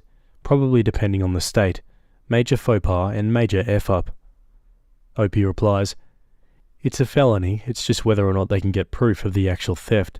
It seems like the cops are viewing it as a divorce issue more so than a criminal issue. They are looking into it, but I don't think it's a priority for them. My best bet is probably going back to divorce court, according to my attorney." Who cares what his friends say? The rings were your property, and he either lost or sold them. Hold them accountable. OP replies, "I agree, I just hate how my phone is blowing up. It's hard to continuously be called a B and everything else they say about me. I've been thinking about changing my number over all of this. Another comment says, I don't know how losing 20k is okay with them. Opie says, well, they think I'm a cheater and ruined his life. My other post gets into it more, but basically he was an abusive alcoholic who cheated a lot. I got with a guy after he said I could, and everybody believes I got with my new guy and left, not recognizing his abuse and cheating on me throughout the marriage, so they think I deserve it. If you have photos, you can have your family take them to the pawn shops and explain the situation. They won't want to hold on to stolen goods. Opie replies, we have photos, thank God. We took pictures when deciding who would get what so that my dad knew who to give them to. Yeah, let's hope they can get them back. Let's go to an update. I posted about a week ago about my ex-husband stealing my rings. I was getting nowhere with him. The cops seemed pretty uninterested, and my lawyer said that while we had a case, it could take ages. My family went through a lot of pawn shops, but couldn't find anything. I was feeling pretty horrible about everything going on, and figured they were a lost cause. Until a friend from my past messaged me on Instagram earlier this week. She had never sent me anything bad like other people, we just didn't talk. She linked a profile of my ex's new girlfriend's brother and said, I'm not sure, his fiance's ring looks like it might be yours. This friend also lost her mother when she was younger and said she didn't care what happened between me and my ex, but she wasn't letting some guy take that away from me. We talked for a bit, and she said she was upset when she heard about the rings being missing, and my ex had gloated saying I wasn't ever giving them back and wanted to find them if she could. I went over to the page and sure as crap, my favourite ring, a diamond with weaving silver and rose gold diamond paved band, was prominent in his engagement photos. I then went all CIA on them, looked at every family member this girl has, and found another sister with my other ring, saying it was her purity ring gifted by her sister for her 16th birthday. I was floored and very ticked. I called into work for the rest of the week and drove my ass back to my hometown, picked up my brother, and went to my ex's apartment. My ex answered the door, and I lied, telling him that the cops were going to arrest his girlfriend's brother and sister for theft, and he could give me those rings back in 2 days or else. 1 day went by, no rings, so I messaged the brother's new fiancée on Instagram, showed her pictures of the ring on my hand and on my mum's hand, and said it was stolen and that I wanted it back. This poor girl was appalled. I honestly think she had no idea. We ended up calling each other. She apologized and said she would talk to her fiancé. I told her that I was getting that ring back. We ended up meeting up. I showed her more proof it was mine, told her the whole story, and thank God she gave it back to me. She said she didn't like her fiancé's sister and that she thought she was bad news and basically stayed away from her. She said she would talk to her fiancé about why in the hell he thought getting a ring from her would be a good idea. I guess word got out, and my ex started calling me incessantly, basically leaving messages saying he'd do anything, but don't make his girlfriend's sister give back the ring. It was embarrassing, etc. I picked my brother back up, went back to his apartment, and this time both his girlfriend and him were there. Yelling match started. My brother had to keep me from basically clawing the eyes out of that bee. I ended up literally sitting on their entryway, saying I wasn't leaving until I got that ring, or they could call the cops to remove me, and I'd tell them about the rings. I don't know exactly what happened after that, but she left, and came back with the ring after about an hour. The whole time my ex is saying my mum was basically his too, and he should have something from her, and it was only right. My brother was basically staying in between me and him, telling him to back off. When I got the second ring back, I stood up and just finally lost my crap. Years of him, and I don't think I'd ever gotten that mad before. I screamed at him, told him off, and spit on him when I left. I don't think it was the most mature response, but it felt frickin' good. I'm also surprised that he didn't get a noise complaint or the cops called on us, but the apartment isn't necessarily known for being nice. As for why the F that woman thought it was a good idea to give the rings to her family, I don't know. I'm hoping that old friend might give me some gossip, or that I might hear from the fiancé, but honestly, I'm just happy that my rings are back and the drama is settled. I don't have to deal with them anymore. Nothing else is needed from our divorce decree. My boyfriend promised me a massage and cuddles from the cat when I get back into town, and honestly, I'm just hoping to never hear from them again. Wow, what an ending. Yeah, great to hear she got the rings back in the end, But geez, the gall of that guy to say that her mother was basically his too and that he deserves something from her after she's died. God, I don't blame her for losing her crap over that. I probably would as well. What about you guys? Let me know. Anyway, that's all from that one, and we'll go to another story. Okay, we're staying with Am I the A-hole? This one was written by user Comfortable Love, and it's titled, Am I the a-hole for not allowing my daughter to significantly alter my wedding dress? My 44 female daughter, 25, is getting married later this year to her girlfriend, 27. I've always dreamed of walking her down the aisle. My husband passed when she was a child, and she enjoyed talking about a future wedding and playing bride when she was a child, picking flowers and colours and venues. She loved watching the videos of my wedding and seeing me and her father get married, and it was important in our bonding. When she was 13, I promised her my wedding dress. However, her clothing style is more manly. She began refusing to wear dresses or skirts when she was in her late teens, even trying to demand her school allow her to wear trousers, and it was difficult convincing her to wear dresses to formal events. She's gone through phases of wanting short hair, wanting to be a boy, and getting tattoos. I've always been very supportive of all of this, even when she met her girlfriend and proposed to her. I have encouraged her as much as I can. I'm contributing significantly to the wedding. I recently called and asked her when she wanted me to bring over the dress, as it would likely need slight alterations, and she dropped the bombshell on me that she wanted to wear a suit and have my wedding dress altered to remove the skirt portion so that the body could be worn with trousers. At first I agreed, but dragged my feet bringing the dress over. After a few weeks I changed my mind and told her that the dress was important to me and I didn't want her to ruin it. When I promised her the dress, it was because I thought she would wear it as a dress, and she'll only get to wear it if it is a dress. I offered that her girlfriend could wear it as a dress instead, but my daughter said that would still be ruining it. Her girlfriend is a much larger woman than me, so it would need more altering, and has since not been answering my messages, except with saying that the dress would be a connection to her dad, so she is disappointed not to have it. I offered to go dress shopping with her for a replacement, but apparently some of our family think I'm stopping her having the dress because I disagree with her being masculine. Am I the a-hole for telling her she can have it as a dress or not have it at all? I may be the a-hole because I promised it to her, but that was when she was very young, and before I knew she wanted to change it. Yeah, I mean, that's tricky. Like, how do you back out of a promise you've made when the promise has kind of changed a little bit as well? Let's go to the comments. Not the a-hole. You offered to lend or let her use your dress, not tear it apart in a way that destroys it forever. This dress is yours, with living, breathing memories attached to it. If it cannot be returned to you in its original state, then no, you are not the a-hole for changing your mind about this. You might need to ask a professional seamstress about what is possible. I'm sure you have other possessions that actually belong to her dad, and she may be able to incorporate one of them, or recreate your bouquet, cake, or something similar, if that connection is what she's seeking.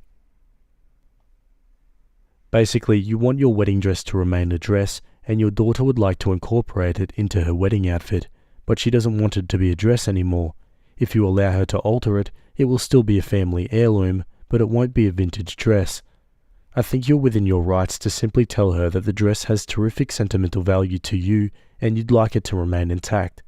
Make sure her suit looks awesome though, not the a-hole. You're the a-hole. It's fine to say something like, I know I promised it when you were a kid, but the dress is very important to me the way it is as a memory of your father.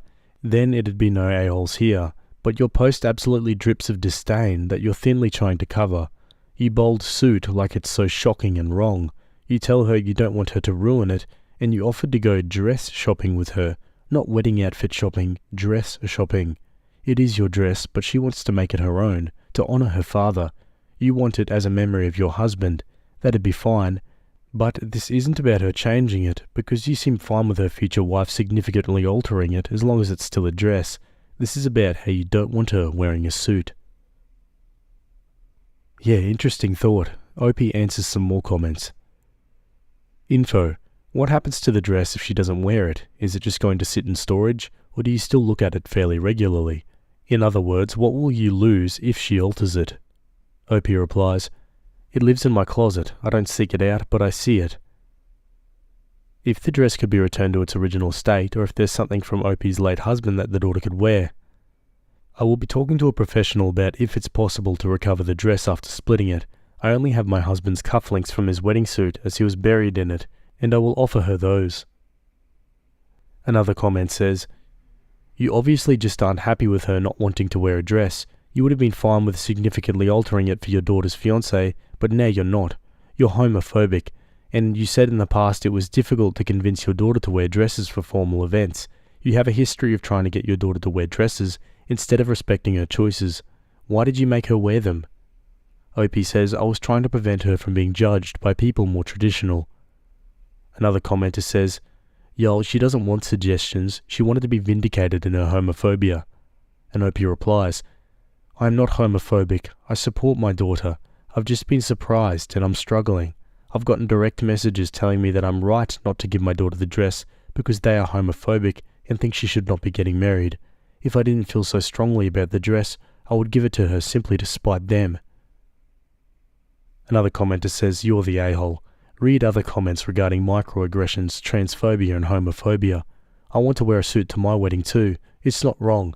If you're unwilling to give your child a family heirloom because you want it to remain untouched, don't offer it to them." OP replies, "I truly do not want to be microaggressive to my daughter. I offered it to her long before any thought that she would want it to be changed."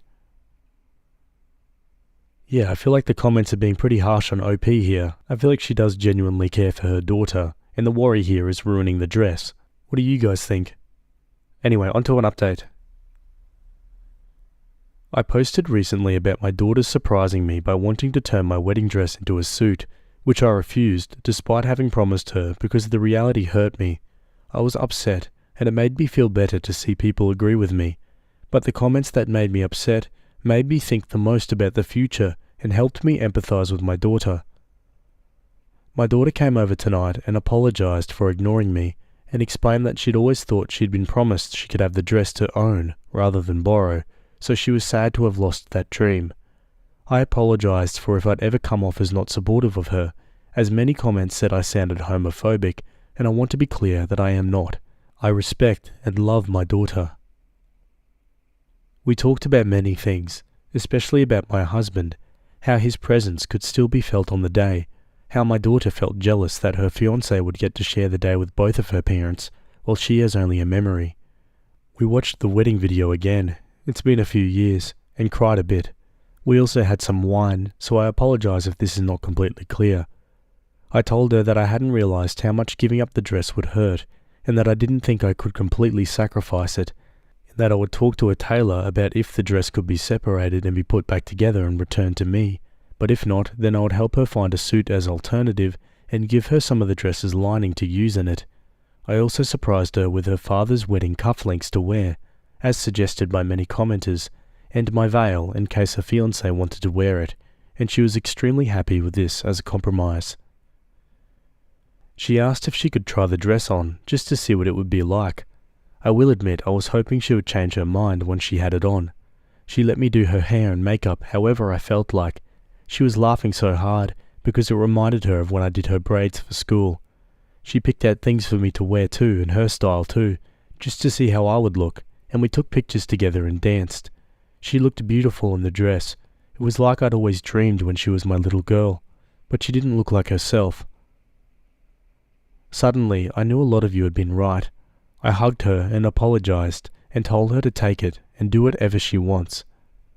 She's gone home now, and some part of me regrets giving it to her. I've been teary putting away the photos, but more than that, I'm thankful that I got to see what I thought would happen and realize it wasn't right, and that I can say goodbye to the expectations I had for so long. My daughter is happy as herself, and it's an honor that she wants to share that with me. Oh man, what a beautiful ending. I'm sure ultimately giving the dress away would have been hard, but I have a feeling seeing her at the wedding will make up for it. Now for some final comments. It's hard letting go of something I wanted, yes, but I realized that I'd been motivated more than I thought by wanting her to look more feminine, and getting to see that in practice made me realize that wanting my daughter to wear the dress as a dress was based on outdated expectations, and it just wasn't her. I am happy with my decision. One comment says, you're going to regret it because you were caught up in the moment.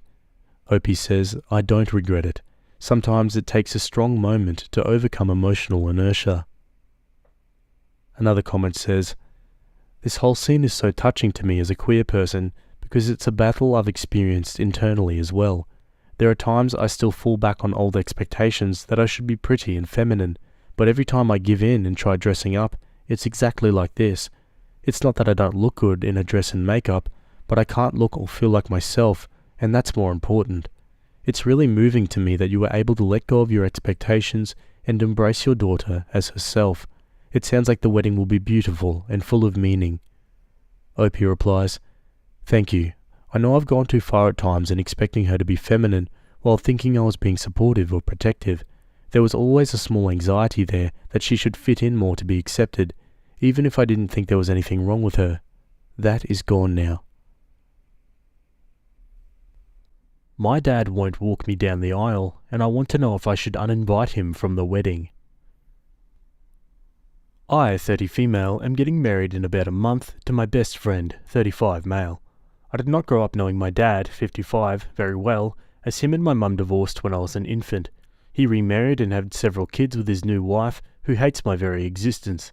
There was a lot of hurtful things done when I was growing up, like not being allowed in her house when I visited, that led me to be estranged from my father. He never really made much of an effort, but after I was 18, I completely cut him off for my mental health and stopped answering the few calls he attempted. He tried to get into contact every once in a while over the years, but I honestly just ignored him.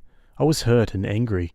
About a year ago, I got back into contact with some extended family on his side and had been forging a good bond with all of them. I invited them all to our wedding, and they've been amazing. Eventually, I started speaking with my dad as well back around Christmas, and it was tense at first, but I decided to just give him a chance. We have slowly been getting a semblance of a relationship back, and I saw him in person with my fiancée a couple of months ago. His wife is not pleased at all, and apparently their kids, or my half-siblings, all adults, are all upset about it. I think there were threats of divorce, but my dad still decided to go to my wedding. After a ton of thought, I asked my dad if he wanted to walk me down the aisle, as I've been hopeful for a better relationship, but he turned me down. I wouldn't be as upset if he gave a generic excuse, but he told me his wife and the other daughter requested he does not walk me down the aisle, as that's reserved for his other daughter and not me. I'm super hurt and not even sure what to reply to that with. He offered to stand at the front and, quote, give me away instead, but that isn't what I want. My fiancé thinks we should uninvite him and move on, but I'm not sure if that's the best course of action. He's coming from out of state with the rest of his family, so he already bought a plane ticket and hotel room. Part of me thinks to just politely turn him down, have him as a regular guest, and then just stop talking to him again after the wedding. My mum isn't coming to my wedding because she lives really far away, so I don't really have any other immediate family coming. I'm not sure what the best course of action is, and the wedding is getting super close, so I have to make a decision soon. Wow, I can understand if he turned her down because he doesn't feel like he's, welcome there, or doesn't feel like he deserves to walk her down the aisle. Like, I feel as though that would be an understanding reason, but the fact that he's not doing it because of the other family, yeah, that's just really rude. Okay, Opie makes an edit and then some comments. Wow, this post is blown up. Thank you all so much for the advice and comforting words. To answer some common questions I'm seeing, no, his wife and my half-siblings are not attending the wedding. I invited them, but they won't even meet me, let alone go to the wedding. He has 2 sons and a daughter with this new wife, all in their 20s. I'm not sure if my dad cheated on my mum with my stepmom. My mum, through all her faults, never actually said a bad word about him. He did marry my stepmom by the time I was 2 years old though, so there wasn't much time in between marriages. They are also very Christian in the worst way, as in they don't really follow what they claim to believe. My mum cannot fly, as she has panic attacks. She also is actually a worse parent than my dad in a lot of ways, believe it or not. I have no male relatives to walk me down the aisle. I also never wanted him to give me away, as I think that's dumb. I just wanted my dad to act like my dad for one moment. My fiancé and I have decided to walk down the aisle together, as one of you suggested, so that part is settled. I'll update everyone once I decide what to do, and if there's any response. Okay, let's check out some of those comments. Do you want this rude, mean stranger at your wedding, or do you not? He isn't going to suddenly turn into a nice person or good father to you. If you let him come, I would absolutely not involve him in the ceremony in any way. Like, he doesn't get a seat at the front, he doesn't get to speak or stand or do anything. Perhaps you and your fiancé would consider walking down the aisle together, or on your own. It does not have to be with a father figure, especially not this one, who doesn't see you as a daughter. Do what is right for you. Your wedding doesn't exist to fix your family. Yes, all of this. Opie, I'd hate for you to look at wedding photos 10 years down the road and be sad because this piece of crap is in the photos with you. You're a gem for wanting to try and make things work, and he's a dick and an idiot for making little to no effort. I'm sorry. Opie replies, that is a great point about the pictures. That is my most important thing for the wedding, so having him in a ton of the pictures will just make me sad when I look back. Hey Opie, I don't have any great words of wisdom for you other than to say, that sucks, and to send you a big dad hug. It's what your dad should have been giving you as he walks you down the aisle, but in its absence, please accept a hug from a random internet dad who is proud of you and wishes you a wonderful wedding day. Also, it's not your responsibility that your dad has bought a plane ticket and hotel room. Kids of emotionally unavailable parents spend all their time trying to look after their parents' emotional needs in the hope that their parents might eventually see them and love them. You don't need to look after your dad anymore. He made his choice. Listen to your fiancé. It's not now and has never been okay for your dad to hurt you. He made his choice to appease his wife rather than being fully with you on your big day. It's okay for you to make your choice to have your wedding without him. It might feel like it would be nice to have immediate family at your wedding, but really having him there would most likely just be a reminder of the love and support you needed and deserved as a child and that you never received. Opie replies, thank you so much, Internet Dad. I needed to hear this. My mum isn't much better, but I gave up any hope with her a long time ago. Seems like I need to give up hope with my dad as well. On the bright side, my aunt and her family are amazing people, so they'll be great at the wedding regardless. Okay, on to an update. Hello everyone. Just wanted to start by saying thank you so much for your kind words and advice to my original post. It made me feel so much better. We had an amazing wedding and honeymoon. Everything went really well. My husband wants to thank everyone who said some form of, listen to your fiancé, ha. I'll start with what happened right after my last post. I did uninvite my dad from my wedding. The whole interaction was too hurtful to let go of. Before telling him I was uninviting him, I spoke with my aunt/his sister, Sandy, who was furious at her brother for what he said to me. She's been such a great support of me and my husband, which has been amazing, honestly. After I sent my dad an email detailing how hurtful he had been and that he was uninvited, Sandy called him and yelled at him for being an ass. He replied to my email with a bunch of nonsense deflection about how he has to make sure both sides are happy, but apparently told Sandy, not me, he was sorry and that it was a miscommunication. He claims to Sandy that he was only trying to negotiate with me and that he would have walked me down the aisle if that was what I really wanted. I highly doubt that. My mother-in-law, who is extremely conservative and religious, actually said my dad needed to, quote, grow some balls, which literally shocked everyone, ha. I replied to him that I stood firm in my decision to uninvite and to not contact me again until after the wedding, but that if he did contact me at all, it better be with the understanding that he needs to be present in my life the same way he is his other kids, otherwise to not reach out again. Around this time, right before the wedding, I called my mum and asked her about what really happened with her and my dad when I was a baby, because she never talked about it with me growing up. Unlike my dad and stepmom, my mum never once said anything bad about my dad to me. She was always neutral/positive about him, which I have since thanked her for, as it let me come to my own conclusions about what a deadbeat he is. My mum and I had a good cry about everything, and she let me know how abusive and awful my dad was to her when I was a baby after they split up.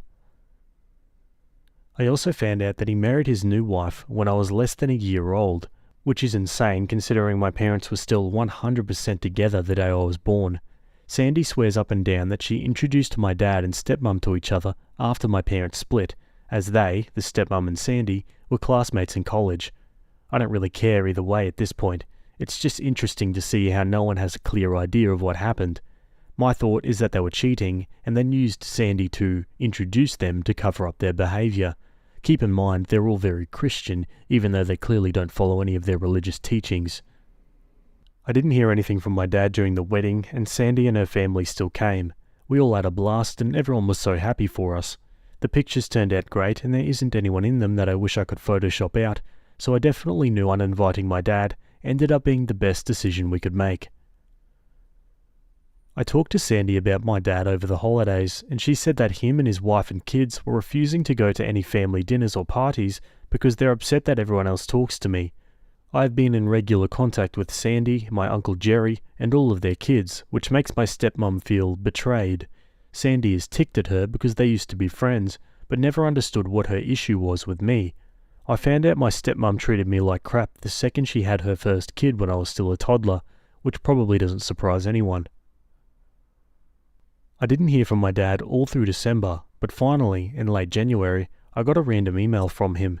He sent a long email blaming me for him not being in his life, telling me his wife and kids are more important, but that we still need to be in each other's lives.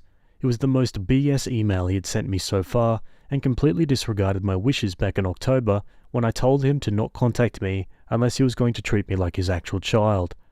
I ended up not responding and just blocking his email.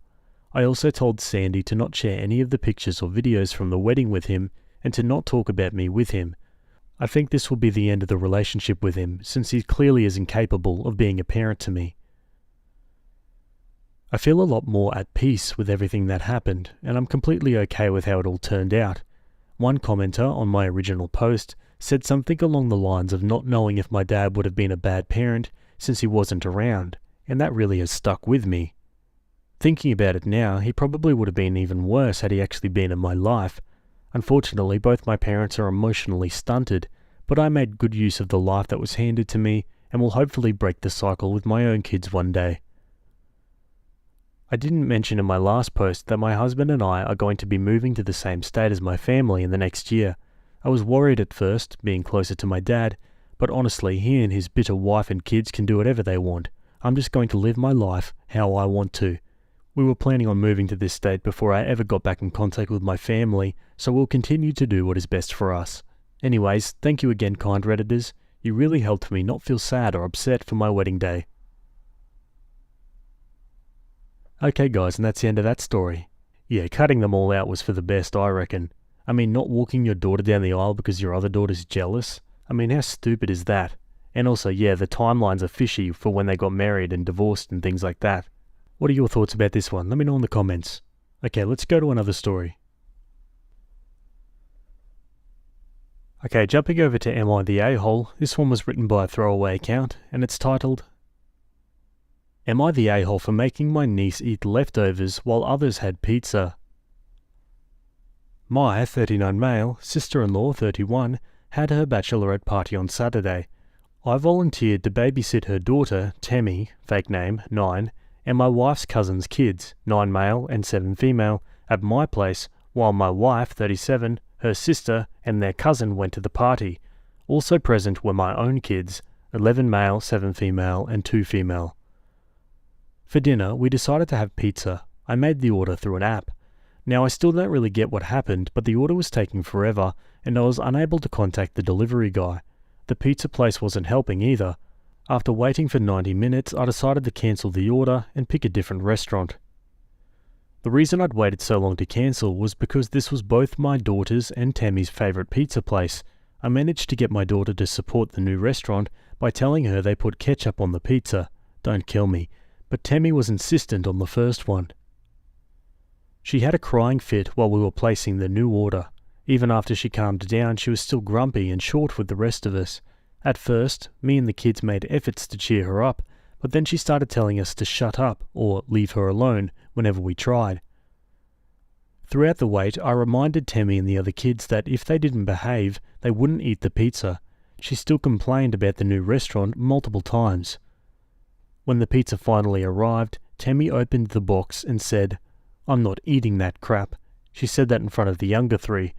At that, I put leftover chicken pasta in the microwave and told her that was her dinner. She started crying, saying she wanted the pizza and would behave herself, but I held my ground. Tammy didn't eat any of the pizza, but all the others did. My sister-in-law is calling me unfair and cruel for forcing Tammy to have leftovers while the other kids ate pizza. She's also accusing me of favouring my wife's cousin's kids and my own, and insisting that there were better punishments that didn't involve excluding Tammy. My wife's completely on my side, her cousin is on the fence. Am I the a-hole? To clarify, the pizza arrived at 10:30. The kids had snacks at 6 o'clock and a large group lunch before that, so none of them were hungry. Edit 2. Some people seem to think this was a party or social gathering for the kids. It wasn't. I was babysitting. I was the only adult responsible for them. Also, Tammy is neurotypical, and once she told us to leave her alone, we did just that. Edit 3. I only told my daughter about the ketchup because she likes it on pizza. None of the other kids heard me talking to her. Okay, now Opie answers some questions in the comments. Tammy's language. From what I gather, Tammy knows what words like that mean, and that she's not supposed to say them. I think that was the nail in the coffin for me. What did others say was a more reasonable punishment? My sister-in-law suggested that I could have told her about it after she picked up Tammy, and she would have figured something out. Yes, sister-in-law wanted me to give the pizza and let her deal with Tammy later. Knowing my sister-in-law, I'm not sure that would have actually happened. Is Tammy close to her mum's soon-to-be spouse? Could she be upset about something else? I have no way of knowing for sure, but I really don't think that's the case. She's very excited about the wedding. Her behaviour on Saturday wasn't completely out of character, but it was a severe escalation. My sister-in-law's fiancé has been in Tammy's life since she was 3. He's the only paternal figure she has. Lots of people are confused about the ketchup and think maybe Tammy didn't want ketchup. You do realise this has nothing to do with my question, right? I know for a fact the kids like ketchup on pizza, but the only reason I told my daughter that was to get her excited about the new pizza. To the kids, this wouldn't have been a bad thing. And even if I thought my daughter might tell the other kids, I was with them at all times. I know she didn't. Grumpy downvoted people try to blame OP for things. Here are some of his answers. Okay, your comment was the latest one, so let me take the opportunity to make some things clear. The kids did have access to food and drinks while waiting. If they were hungry, they could eat, but no one was hungry. I did have planned activities. We watched movies, we played board games. The younger girls even did my hair. The kids had fun. The only thing that went wrong was the pizza delivery. I don't expect praise for babysitting. I barely even consider it that. Half of them are my own kids. I said it wasn't a party or social gathering because it wasn't, and the idea that it might be could lead someone to look at the situation differently. Yeah, honestly, I don't think Opie did anything wrong here. I think Tammy was just trying to get her point across and just took it too far. I think she'll learn an important lesson out of this one, and that's what being a kid is all about. Okay, let's go to an update. Hey Reddit, it's been almost 2 weeks since I posted, and I can now say that the situation has been resolved. First of all, I want to state that I always knew this was a parenting problem. We love my wife's sister, but she's not a great person. She's loud, abrasive, and occasionally selfish. Sister-in-law also has the mouth of a sailor. She shares that last trait with both my wife and their mother, but unlike them, she can't control herself in inappropriate settings. She doesn't swear around young children and has taught Tammy that swearing is bad, but doesn't punish or berate her for doing so.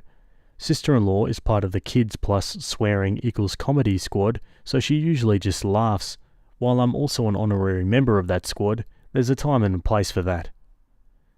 Which is why I was appalled at those who said Tammy's actions were normal behaviour for a 9-year-old. It's not. That part I already knew was rude.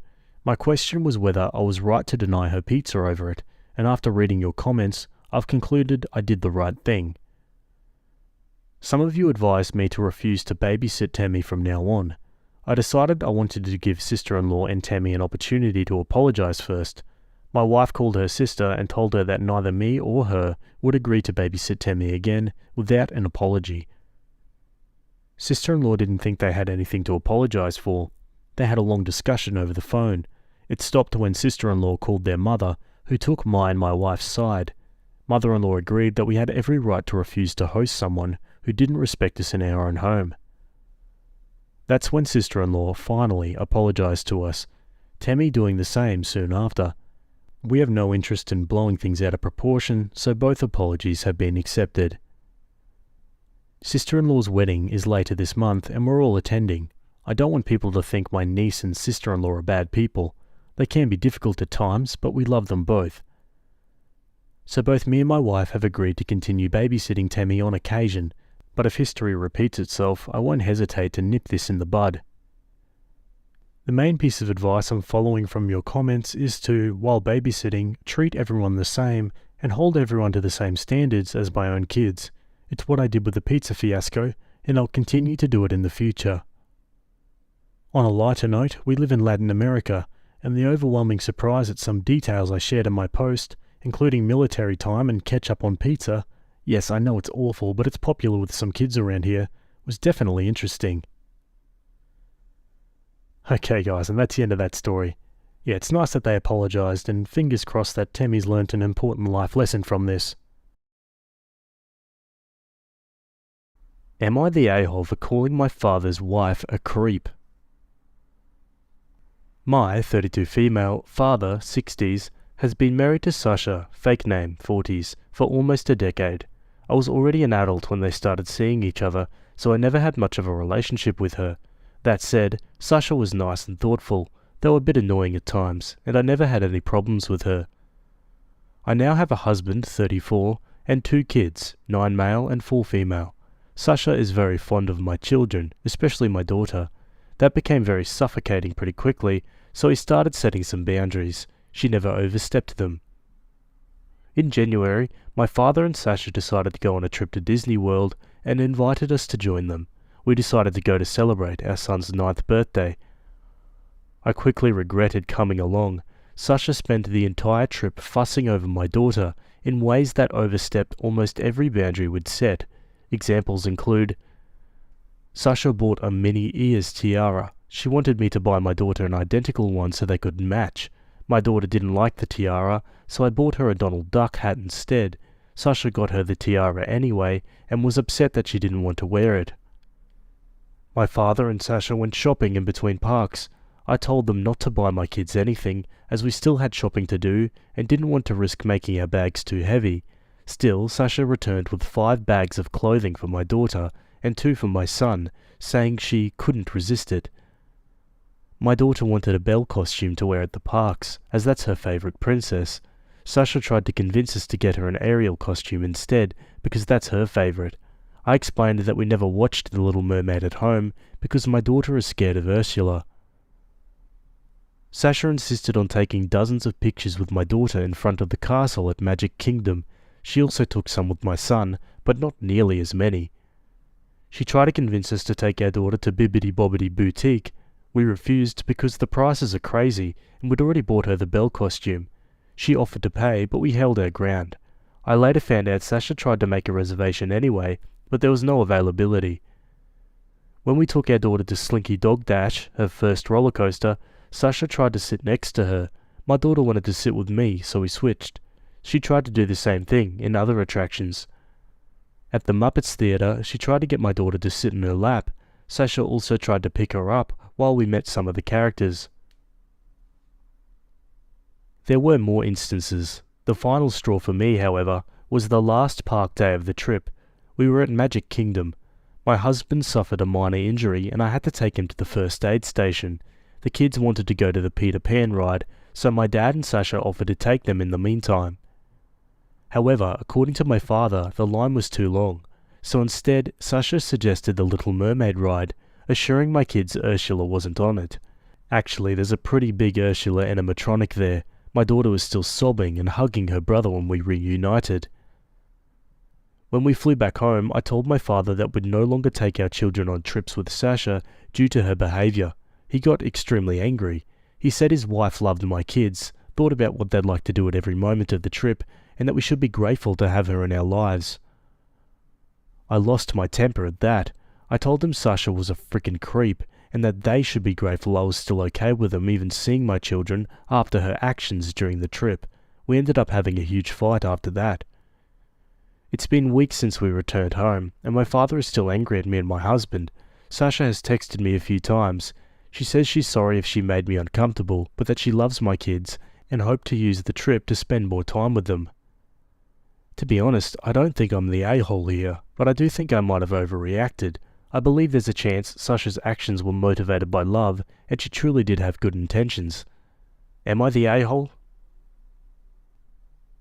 Yeah, I mean, it's clear that Sasha probably overstepped the boundaries that they'd set, but I don't think anything she did warranted her being called an effing creep like Opie said. I don't think anything was inherently creepy there. I feel like she probably just really enjoys the kids' company and is maybe reliving her youth in some weird way. Who knows? Let's go to the comments. You're not the a-hole because you have your children's best interests at heart, but it may benefit you and your dad's relationship to understand why Sasha is like she is. Overstepping boundaries is easier for someone when they believe it's for a good cause, or to have fun in a safe way. Does she have kids of her own? Can she not have kids of her own? Does she maybe see the kids as her grandkids? It's a difficult one, but getting to the source of that could make the whole thing healthier. But on the other hand, it's not your job to put that work in when it's your father's relationship. All I'd suggest you do is explain to your father you set boundaries, and regardless of intention, Sasha broke them, which you do not condone. Good luck. Opie replies, Sasha does not have children of her own. My father has me and my sister, and has always been open about not wanting more kids. They're married, so I'm assuming she doesn't want kids either. I also don't think she sees my kids as grandchildren. She's always referred to herself as Aunt Sasha instead. When I got pregnant with my son, she commented she was too young to be a grandma. Not the a-hole. You set some pretty clear boundaries that Sasha kept crossing the entire trip. Even your daughter seemed to not be particularly receptive towards her. Also, your son can probably pick up on this favoritism, and that's not good for him either. I don't mean to do armchair psychology, but this reads like Sasha has always wanted a young daughter and is using yours to live vicariously through. Hence why she kept trying to push things that your daughter doesn't like onto her. Tiara, Little Mermaid ride, etc. Opie replies, My son doesn't like Sasha. I'm not sure why, but I think he gets that she favours my daughter. He's also very protective of his sister, so her discomfort could also be a reason.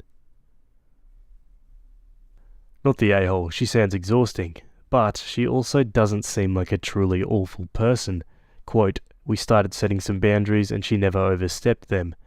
Question, does she have children of her own? She probably sees your kids as a chance to play mummy if she's never had kids.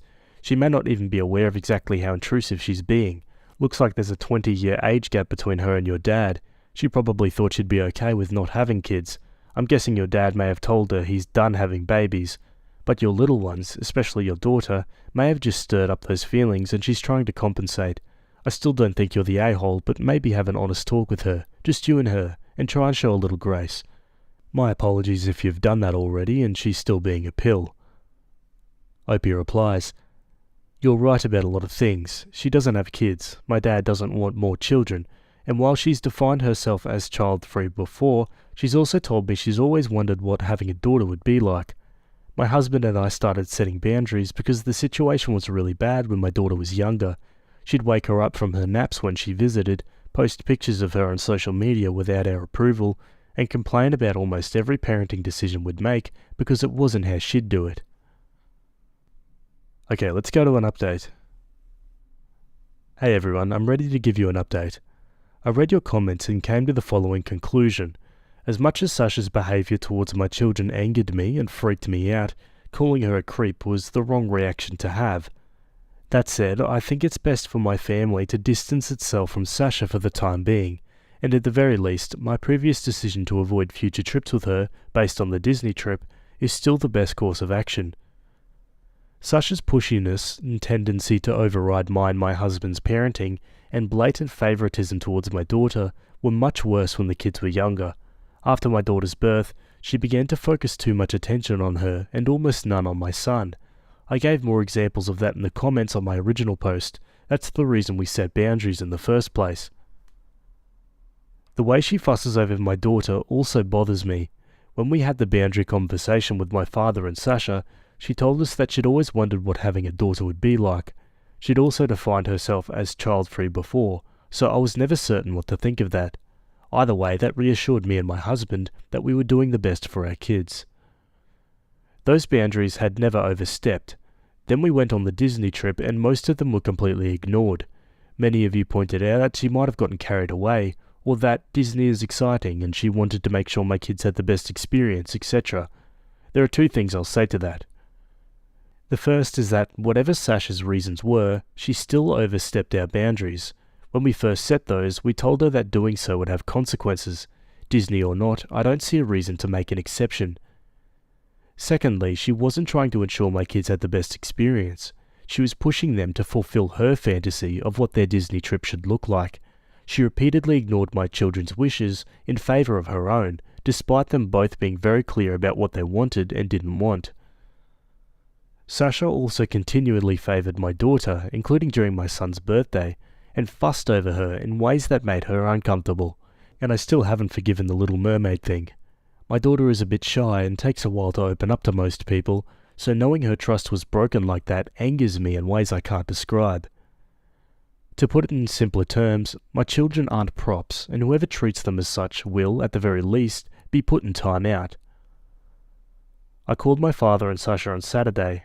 I apologised for calling Sasha a creep, but told them that we needed some time apart. They won't see my family until my younger sister's birthday in late April.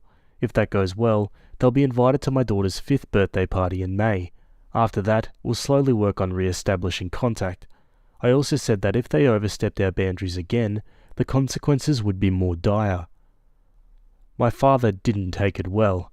I don't care. Sasha sent me a text with more apologies, followed by a request to at least FaceTime my kids every now and then. I said no. And to those who said my controlling behaviour ruined the trip, my kids had an amazing time at Disney World. They're both still talking about it. My daughter keeps asking us to put her pictures with the characters she met up on the wall, and my son says he had the best birthday ever. I think that's it. Thank you for your advice and support on my first post. Yeah, that's fair enough. You gotta let her know that her actions have consequences, and if she chooses to, break those boundaries that you've very clearly set, then yeah, there's gonna be some form of punishment. In this case, she can't see them for a few more weeks or a couple months maybe. It's not the end of the world, and it's a pretty good compromise, I think. What do you guys reckon? Let me know in the comments. Anyway, that's it from that story, and we'll move on to another one. Okay, we're staying on Am I the A-hole? This one was written by user Alternative Corgi, and it's titled, Am I the A-hole for ruining a baby name? I'm Brazilian, but I've been living in the US for 3 years. My first language is Brazilian Portuguese.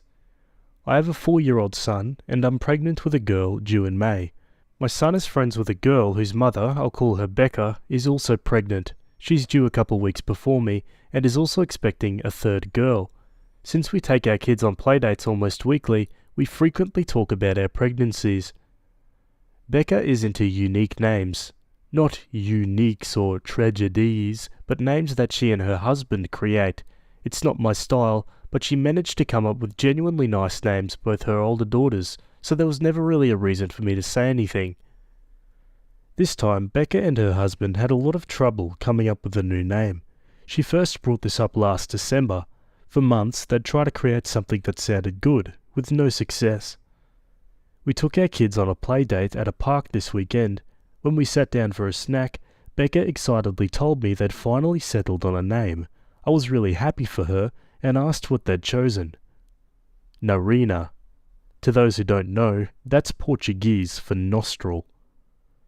I managed to control myself and told her it sounded lovely, but my son let out a giggle. My husband and I are raising him bilingual, so he speaks Portuguese, and Becca wanted to know why. I tried to brush it off, but she kept insisting. Eventually, I told her that while Narina could be a lovely name, it was also the Portuguese word for nostril.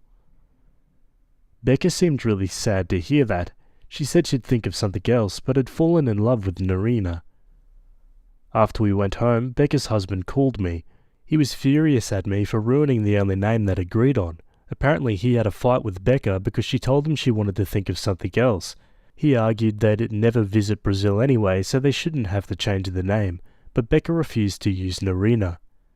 My husband agrees that their fight is not my fault, but thinks I didn't need to tell Becca anything, since Americans are unlikely to know what Narina means. Am I the a-hole? I mean, if I was naming my kid something, I'd want to know what it means in other languages as well, just in case, right? Let's go to the comments. Not the a-hole. I'm shocked they didn't bother googling their name ideas as they came up with them. I see Narina as nostril on the first page of search results. Opie replies, I don't think they ever do. Apparently their eldest daughter's name also means something in a different language, though a much cuter word, and they had no idea until someone who spoke it told them. I googled it. Narina is a type of bird, and it means fresh pomegranate flower as a Persian name.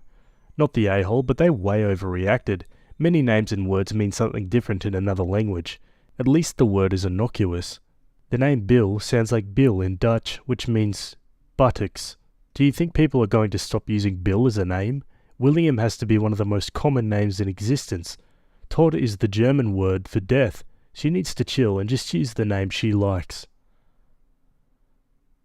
Not the a-hole. You want to know what I think? I think that her jerk of a husband would have called you, livid, that he didn't warn them when they inevitably meet someone who knows Portuguese and knows what the kid's name means. He's rude. Not the a-hole. You weren't really given any other choice other than to explain your son's reaction. Even if you had managed to brush it off, there's a high chance your son might have spilled the beans at a later time, like after her child is born. Young kids rarely know how or when to filter things, and that goes double if they're a chatty child. Knowing the name has an unflattering translation in another language obviously bothers your friend. If she'd found out anyway after naming her child, she might have been upset with you for not saying. This is one of those damned if you do and damned if you don't situations for you. But definitely not the a-hole for their argument. All you did was give her the truth. It's up to them how they use that information. It's not your fault they're disagreeing, that's on them. Friend's husband is the a-hole for confronting you. Few other comments suggest some other names like Marina or Lorena, but Opie says that their whole thing is making names that are different and unique, and they sound too much like other names or they're already names that exist. Let's go to an update. Hey Reddit, thank you for all your feedback and advice on my original post. First of all, I want to clarify that I never told Becca not to name her daughter Narina. I just told her what it meant in Portuguese, and only because my son laughed. Again, this wasn't his fault. It was my translation that made her change the name, but that was still her decision. I got a DM about how I shouldn't have involved my native language into Becca's choice for her daughter's name, which was also not the case. I found no joy in telling Becca what it meant. There are plenty of normal names in the English language I can ruin with Portuguese. I've actually been listing some since my first post, but I wouldn't translate them without being asked to. Many of you came forward saying that Narina was also a flower, the Finnish word for a creaking sound, and an actual Persian name. I didn't know any of that, but it was interesting to find out. I listed most of the meanings you guys gave me with the intention of showing them to Becca. I also got plenty of comments suggesting similar names, Marina, Nara, Narina, Nareen, etc., and I wrote down some of them as well. Becca and I met for another playdate with the kids and I showed her my lists. I also emphasized that she could still use the name Narina if she wanted to. At first, she politely turned everything down, including the last part. While Becca said she did like some of the names I told her about, her method consists solely of creating new names with her husband. Apparently they got to Narina by mixing and matching syllables until they had something that sounded nice, and finding out the name they'd created for their daughter also meant nostril was enough for her to lose interest in it. Becca did love the name Nerina though. She didn't admit it until we were about to go our separate ways, but she said she'd mention it to her husband. And speak of the devil, her husband, as far as I know, is still ticked at me. He didn't try to contact me again, but Becca said he rolled his eyes when she mentioned the upcoming playdate. Apparently he's the one who came up with the order of syllables that resulted in Narina and was upset I'd ruined it. I told Becca I didn't want to hear from her husband again. She agreed his phone call was extremely inappropriate and promised to tell him to not contact me any further. Look, I'm not gonna lie, I'm really freaking glad they're not naming their kid Nostril. I'm also really proud of myself for holding in my laughter when I first heard that. But I know that Becca is a great mother who is perfectly capable of naming her children, so I know her daughter's name will be beautiful.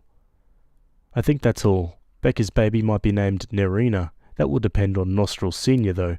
Also, for justice sake, my daughter will be named Luciana. Feel free to translate it. But seriously, thank you guys. Okay, now for some final comments. How white are these people that they thought they'd invented a word that already exists in at least 4 other languages?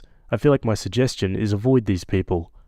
Opie replies, Oh, don't even get me started. Her husband has one of the most white bread-ass American names I've ever heard. Think of John Walker or something. Becca is a genuinely nice person, though. Some more names and their Portuguese translations in case you're interested. Yeah, Narina isn't the only name that means something else in Portuguese. On the top of my head, Pia means sink, Mia means it meows, Gemma is pronounced like Gima, which means egg yolk, Pippa is pronounced like Pipa, which means kite, Coco can mean either coconut or poop, and so on.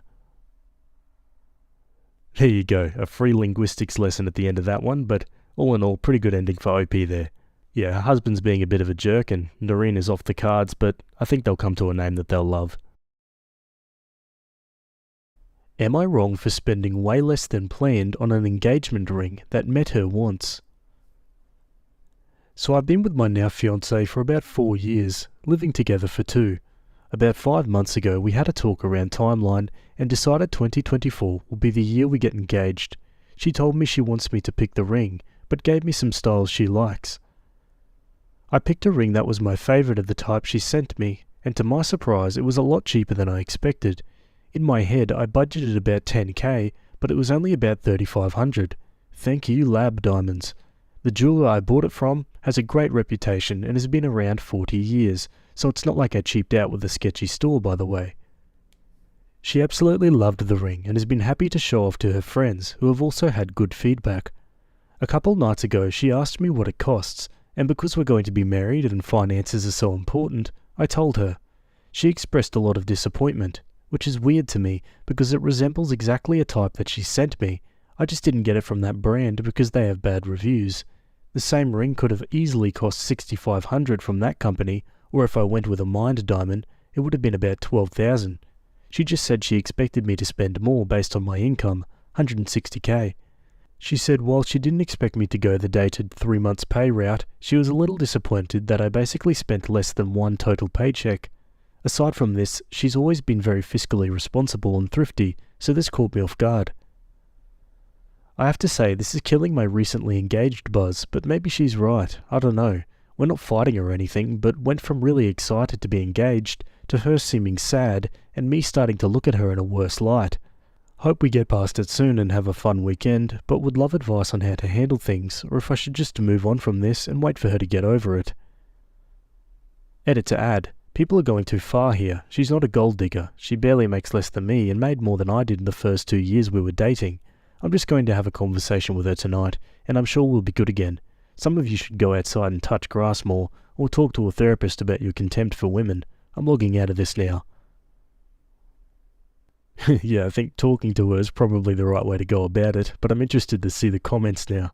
Let's have a look. I would be super honest with her about your feelings. Find out why she's acting like this. Someone replies, as a woman, my guess is that she's thinking that he doesn't love her enough to value her as much as a single paycheck. Is that rational thinking? Hell no. But do I sometimes get caught up in my emotions and insecurity and worry that I can't trust my own judgment, and maybe all the love and affection that my significant other has shown me over the years was all a figment of my imagination, and he actually doesn't love me at all? Unfortunately and embarrassingly, yes. Fear can sometimes overrule rationality by a long shot. So I totally agree. Tell her about how you feel. Emphasize that you really wanted to make sure you got what she wanted because her happiness means so much to you, and that you wanted to make sure you went to a reputable dealer so she got the best of the best. You also know she values price tag, etc. Basically tell her you would have spent 3 times what you did if that's what it took to get her the ring she wanted, but you got lucky and it doesn't matter how much the ring costs as long as she likes it. Maybe confirm with her that she does, as I'm sure she does, because being able to have her as a wife is priceless. Oh my god, the people in this thread are wild. Your fiancé has some weird and irrational feelings because she has an unstated expectation that wasn't met. She probably knows that these feelings don't make sense, and it's good that she trusted you enough to share. It seems likely that in some little nook of her brain, the amount of money spent signifies something, how much you care about her, the quality of the ring, whatever. And even if she knows that's not true, she might have feelings about it. I highly suggest having a relaxed conversation where you can both talk about what feelings are coming up. Don't just let it blow over. You'll miss an opportunity to get to know and understand each other better. Bro, everyone's saying dump her is a little bit blowing it out of proportion. Just talk to her about how it's made you feel, and listen to why it makes her feel how it does, and explain how you love her, and thought this was the ring she wanted, and didn't even consider the price. Also, of course, get a prenup. Everyone should have one. It protects both of you. Yeah, I hate being the guy on Reddit who's telling you to bounce, but I'd be careful with future expectations from this woman. When I proposed to my ex-fiancée, she was ecstatic. She loved the ring, showed it off to everyone. Not once did she ask how much it cost. Yeah, so I guess all the negative and crazy comments got downvoted into oblivion on this one. Anyway, there's still some good advice there. Let's go to an update. Update, not even 24 hours later. We talked things through last night. First, I want to say to everyone calling her a gold digger, that's so stupid. She has more savings than me, made more than me in the first half of our relationship, and will inherit significant money from her family, while I certainly will not. If she's a gold digger, she's very bad at it. She also told me when we discussed timeline that she wanted a lab diamond to be sure nobody was hurt over it, so no need to say she wanted a blood diamond either. Not sure where that came from, but lots of people here seem to insist she wanted someone to die over it. I don't think either of us realised how much cheaper lab diamonds have gotten in just the last couple of years. Now to the actual update. Last night we had a sushi takeout and wine night, and I told her how her response made me feel. She was extremely apologetic and told me she felt awful all day at work about it and was thinking of how to apologise. She said she realises her feelings made no sense. It's just that it can get ingrained in women's heads that their long-term boyfriend is going to make the sacrifice and spend a lot of their money, and there's romance associated with it, but logically it's stupid and makes no sense. We want to buy a house together when our lease is up, and she brought up how it's great the ring costs less than expected, so we can put more towards that. We're all good. Thanks for the people with the reasonable advice. There were a lot of other responses and PMs I got from people who don't seem to have much real relationship experience, but I'm going to ignore you all. Lol. Peace out, everyone. Yeah, welcome to the internet, brother. But yeah, great ending there for OP. And yeah, how good are lab diamonds? I keep hearing how cheap they are as well, and they're pretty much the same thing, right?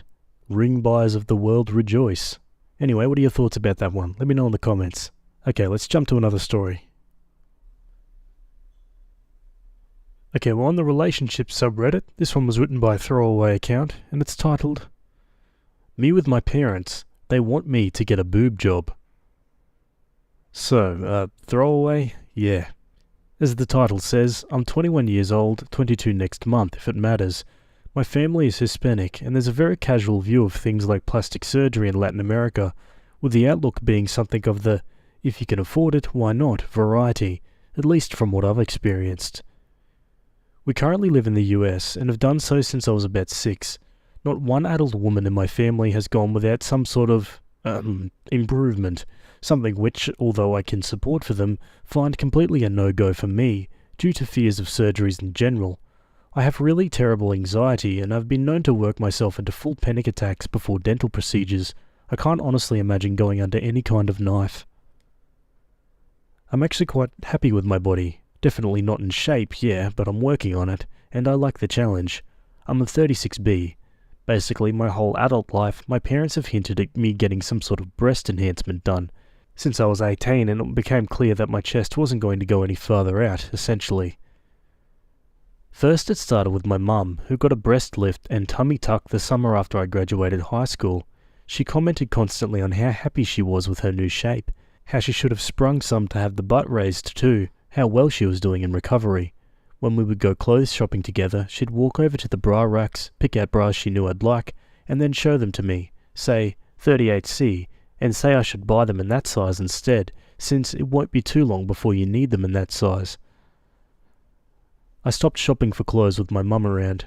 Comments keep coming in from other sources though, and my cousin's recent surgery a month and a half ago, she's now a 40 double D, or will be after the swelling goes down more, has not made it any easier to avoid them. My dad isn't too fazed by the whole thing, doesn't comment on his own, but he actually agrees with my mum when the subject comes up during dinner, saying it will make me more attractive, make it easier to find flattering clothes. I don't think I need this. I like my tiny boobs. My Christmas gift this year from my mum was a voucher promising to pay for the surgery and all associated costs, New bras, clothes, it was crazy. I joked that I would rather have that money as savings or into a new car deposit. Useful things, not boobs. It's become such a point of pressure between my parents and I that there's not one evening when that comes up that doesn't end in all of us in separate corners of the house, fuming. I just don't know how to shut this down effectively, and I still have about a year of living with them before I'm financially stable enough to move out. We live in a high cost of living area. Yeah, obviously I don't really know the mindset that these people have. I'm not from Latin America, so I don't really get the culture around it, but yeah, for me this is just a no-go, right? It's your body, your rules. Let's go to the comments. Sit them down and tell them that the topic of altering your body via cosmetic surgery is not up for discussion, and they are to stop immediately. The next time they bring it up, gently remind them. If they don't drop it, leave the room. Continue doing this until they stop or you move out. Opie replies, "You and another commenter really got it. I just don't want to continue the conversation. I did think when I told my mum I wouldn't shop with her again if she brought up new sizes, and then followed through with the threat, would have been a wake-up call, but now I know I really need to have a serious talk with them." Sigh, here we go, adulting again. Useful things, not boobs. I actually snorted at this. Your parents pushing for you to get bigger boobs sounds a bit ridiculous if I'm honest. In any case, this is a boundary issue that you must discuss with them. Explain that you're happy with your body, and that they should be happy that you're happy. Hopefully they'll listen. By the way, I have a B cup as well, and aren't they great? Good luck with all of this. Opie replies, "My boyfriend loves my B cups. Isn't that funny how tiny boobs make me unattractive, yet there he is, being the best he can be about my crazy family. Must be blind." Yeah, I'm noticing it's also to do with how we spend money. I'm very pragmatic, I guess. Money is a tool. To my parents, money is more of an accessory. I most likely will have to talk to them soon, though. Yeah, different mindsets, different wants, different needs. Everyone's different. I think the parents need to realize that. Let's go to an update. This is an update of sorts to my original post. Well, once I'd cooled down a bit, the first post was written literally about 30 to 40 minutes after I had one of those discussions with my mum regarding the state of my chest. I gave everything some thought and hit the gym. It was my weigh-in day after 4 months of really intense work, and I'm glad to start seeing noticeable, unignorable results. I came home, went to bed, and then didn't see my parents until Monday night dinner. That being said, I was not at all expecting the amount of responses I got, and I'm so thankful for each and every one of them. You guys are really the best. Even the joke comments were able to keep me laughing. So, onto the meat and potatoes. I finally had to sit down with Mum and Dad on Monday and ask them to explain to me why they thought I needed any kind of surgery. What came through, after much prodding and defensiveness, was actually what I think maybe only one or two of the last post commenters might have seen coming. Turns out, my parents hate that I'm not dating a man of my own country or culture. They feel I'm dating down or settling with my current boyfriend, and they think I'm just not attractive to men of my race or culture due to my, comparatively but not objectively, small chest. Somehow, in their minds, they thought I would be much more willing to dump my boyfriend once a ton of hot tan Latino guys came running at my doors. I honestly could not believe the crap they were spewing.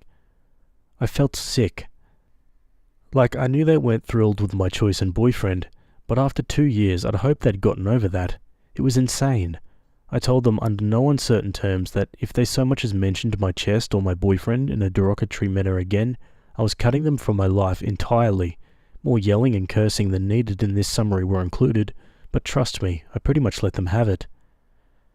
Today I requested more hours at my current job, and while not tied into my actual college major, I only worked part-time while interning at something that was in my degree field, but now that internship's ending, and I'll go on to full-time at my current company, the work is lucrative enough that within the next month or so, I should be able to move out of my parents' home. Gonna miss the cats, but now I get to try and find a studio or something similar so I can move. Wasn't planning on doing it till October, but hey, March will do. Wow, yeah, I did not see that coming. Did any of you guys? I mean, at least there was a reason, albeit a very bad one, aside from just some weird tradition that they have. Actually, now I think of it, the more unsure I am with what's actually weirder. But either way, good ending for OP, I think. Now she can be a bit more independent. What are your thoughts? Let me know down below. Anyway, let's go to another story. Okay, we're over on Am I the A-hole again. This one was written by user Real Housewife Hours, and it's titled, Am I the A-hole for not bringing a gift to my sister's baby shower? In December, I've reached out to a local crochet business to make a blanket or stuffy for my sister's baby shower, which was this past weekend, March. I've been constantly reaching out to this local business to ensure that the lovey is done on time. I work a lot, so trying to arrange a pickup has been difficult, so I gave the owner numerous days and times where I could pick up the week before the baby shower. The owner told me that none of those times work. We finally agree on me picking up the stuffed animal 1 hour before my sister's baby shower starts. I arrive at the crochet store, which is 30 minutes out of my way to my sister's baby shower. I receive a text message from the owner as soon as I pull up to the store, saying that it's not ready yet. Keep in mind, I ordered this in December. So I go ahead and go to my sister's baby shower empty-handed, because I did not have any time to stop at the store and pick up another gift. My sister is furious at the fact that I do not have a gift with me. She says that it's rude and disrespectful to her and the baby because I did not bring something. I tried to explain the situation to her. I told her that the lady from the store that I bought the gift from did not have it ready on time. I showed my sister the inspiration picture for the gift, and she says she looks forward to seeing it when it's done. However, she is deeply disappointed that it's finished. She blamed me for it not being done and said that it was probably an excuse because I probably forgot at the shower. She told me I could have at least bought something else because it's embarrassing for her sister to come in with no gift in front of her husband's family, who are very traditional and hoity. I told her to knock it off because it's not my fault. She proceeds to cry, and everyone told me to stop being so mean and careless to the pregnant lady. I just sit through the rest of the shower. I then leave without really saying anything else to anyone. Fast forward to today, I'm finally able to pick up the stuffed animal. The stuffed animal / blanket looks nothing like the inspiration photos that I sent to this crochet lady. She did not even make the blankets that came along with it. I had to drop those off in January. I spent nearly $200 on this gift for my sister, $50 for the blankets, and $150 for the crochet animals. I immediately went over to my sister's house and gave them to her and apologized. She threw a fit. She said they looked nothing like how I described, and I should be ashamed that I even brought this as a present for her. She told me that she does not want the gift, especially because it's late and looks like crap. Her words, not mine. So Reddit, am I the a-hole? Geez, I mean, this is one of those situations where sometimes you just gotta step back and, not touch anything else, because it seems like everything Opie's doing is just wrong. Obviously none of what's happening is actually her fault, but I know the feeling. It can kind of seem like someone's setting you up and sabotaging your life. Let's go to the comments. Not the a-hole. If she's not normally like this, it might be the result of hormones and pressure from his family. It doesn't excuse it, but it's maybe a reason. Leave her be and let her cool off.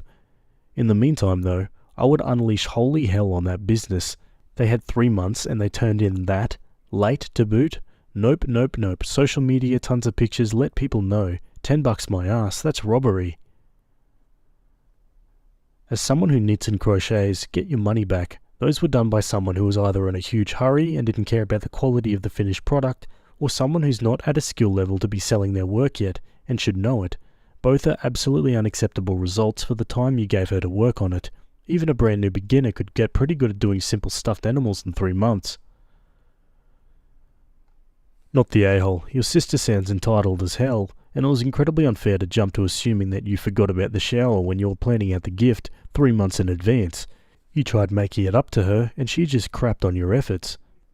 Unfortunately, the bigger a-hole here is the proprietor of the crochet shop. She was insanely behind on deadline to the point that the item wasn't ready even after you agreed on a pickup time, and the stuffy wasn't made to your specifications despite you paying a lot of money for it. I don't like dumping on small businesses, but the owner shouldn't have taken on the project if she couldn't deliver on any of her promises. Yeah, spot on. Let's go to an update.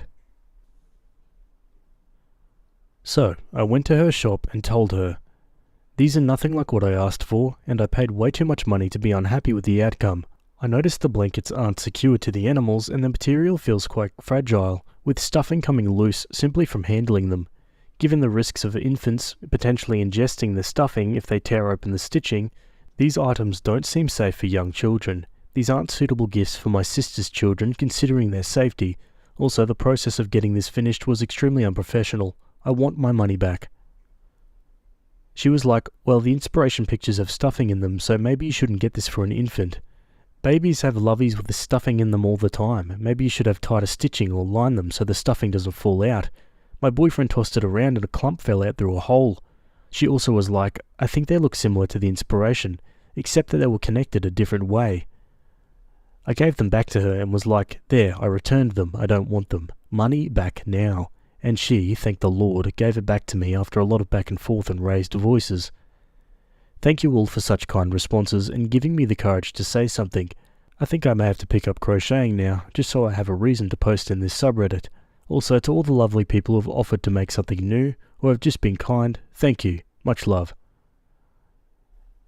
Yeah, also, Opie posted a picture of the finished product and the inspiration, and I gotta tell you, it looks nothing like the inspiration. So, I'm with Opie on this one. And good ending, she got her money back. Am I the a-hole for breaking up my engagement because my fiancé isn't traditional enough? A little background. I, 26 female, come from a relatively traditional Asian family, so sorry in advance for the bad English. My father owns a rice wine brewery and my mother helps him with it. Even though I said my family is pretty much conservative from what I've seen growing up, my father never told my mother to do all the chores and he helps her with it. My father always says that he couldn't provide for the family alone and she has to work. That's why he never expected her to do everything in the house. Just like how they share the responsibilities to earn for our family, they also share responsibilities taking care of their household. Now, come my fiancé, 29 male. We met on social media. He's an American who's currently working in my country. We've been dating for 3 years and been engaged for 5 months. He always tells me he's looking for a traditional woman and wants to date with marriage in mind. He said that women who are able to take care of the household and child rearing are admirable, and I always agree with him without much thought, because that's indeed an incredible feat, right? He's working in a small university and I'm currently working in a hospital. We saved enough to buy a house with a little bit of help from my parents, but we haven't moved in together though, because you know Asian parents. But anyway, on my father's birthday last week, we talked about marriage once again. He doesn't think his income alone would be enough after our marriage, and it's giving him insecurities, so I suggested that I keep working after marriage, and that's not a problem because we'd be partners. My father also offered that we take over his brewery, and while I found the idea lovely, my fiancé on the other hand seemed hesitant about it, but he agreed that I should keep my job. That was where the first problem started.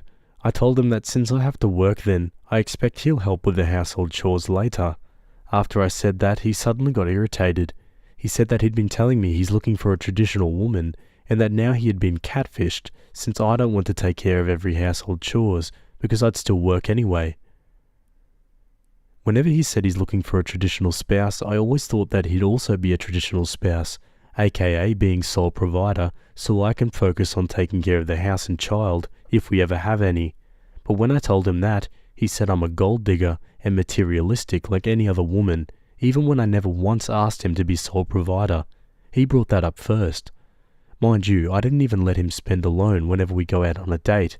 Example, he'd pay for dinner and I'd pay for a coffee and movie. Even my father willingly offered his brewery if we want to take care of it as a means to provide ourselves. So where's the gold I should have been digging here? That was when I actually put the ring down and told him that I wanted to break up. I told him he's not traditional enough if he wants a fully traditional wife. I didn't want to deal with someone who could easily call me a gold digger because I want to share the chores.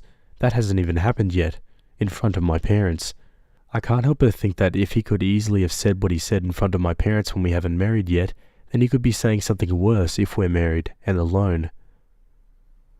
I went home alone and he texted me saying he was sorry and he didn't mean what he said. He asked me to put "I don't feel like it." However, when I told my friends, most of them told me I was a bit too emotional, hasty and impulsive, that I might look like an a-hole because I don't even want to meet him. His mother's now trying to talk me out of it, and that I'm too old to act like this, and it's the culture barrier that led us to this point. So here I am, trying to look for a new perspective. Am I the a-hole? Yeah, it's all well and good for Opie to take the chores on when he's, providing most of the money, but situations change and it sounds like he's going to have to pull his weight. I don't know what his problem is. Honestly, he just sounds lazy. Let's go to the comments. Lamau, he wants a live-in maid and servant that he can have sex with. He wants an indentured servant, not a partner. He wants to have his cake and eat it too. He's showing his true colours here. He wants you to do 100% of the domestic labour and work because he cannot finance this traditional life he wants. He is a chump and likely a red-pilled misogynist. He wants a trad wife, but he isn't going to be a trad husband. He's an idiot, not the a-hole. Not the a-hole. It's funny when a guy would want a traditional wife but brings nothing to the table. You are 100% correct. If he doesn't provide 100%, then he should help around the house. But I'm curious, what do your parents think of what he said? Opie replies, my parents don't really speak English, so they could only understand bits and pieces of what we said. My father initially felt bad. He thought we fought because he brought up the business, but after I told him the reason, excluding the gold digger and materialistic remarks, they're fully on my side, and if I want to end it, then I should, but they think I should meet him at least once to end our relationship properly. I'm a Western guy, and a couple of my long-term relationships have been with women from traditional Asian cultures. However, I recognize that they're regular people. Just because they're Asian doesn't mean that they're naturally subservient, or that I can get away with entitled behavior that wouldn't be acceptable in my own Western culture. Fair and reasonable are concepts everywhere. I think your principles are completely right. If he wants a traditional woman, then he needs to meet traditional expectations. If there's to be compromise, it needs to be on both sides. I'm not interested in providing financially, and therefore can't realistically expect someone who is interested in doing all the household tasks. If that is my expectation, I would expect to be dumped. Yeah, really well said there. Let's go to an update. Hello, I'm back once again after this post. First of all, I want to thank everyone who kindly replied and messaged me this past week. I truly am grateful for all the encouragement I received from everyone. It really warms my heart in amidst all of this mess. I want to admit that I too ignored quite a number of red flags he displayed in the past years, brushing it off as a difference in our culture and upbringing. I thought I was being open-minded and accommodating, not knowing that I should have opened a deeper conversation regarding what I want if I were to deepen our relationship. Many people kindly gave me praises in my previous post, but I feel rather undeserving to receive them because I also did so many stupid things that got me here. Okay, now to the real update. Last night I had a dinner with him alongside with my father, after much thought and input I received from Redditors, friends and family. Long story short, he still didn't want to end our relationship. He apologized, saying he misspoke and wanted to fix his mistake. He said it was because he was too comfortable with me since I'm not a confrontational person, and I did help quite a lot with his chores, bringing side dishes, helping clean up his place every now and again, etc. So he thought I'll always be accommodating what he wants. I also apologize that I've never really brought this kind of topic up seriously and not making sure we were on the same page whenever we did discuss this type of topic. He agreed that I should have told him before because that way it would have never gotten to this point, and then they keep bringing up my bad communication. I know it's my fault too, but I didn't feel good at all hearing that from him. Even if he admitted his faults and never spoke badly to me before except for that one time, I still can't shake off my distrust of him. I don't know why, but what happened last week is like an instant feeling repellent. So I returned the ring he gave and told him I'll return more than half of the amount we used to buy our house. He initially refused the money, saying he wants to keep trying to win back my trust and me to keep in contact with him. But this morning, he said I can transfer his money because a marriage is not really happening now and tried to prevent me to sell the house nor tell our mutual friends that marriage is off the table.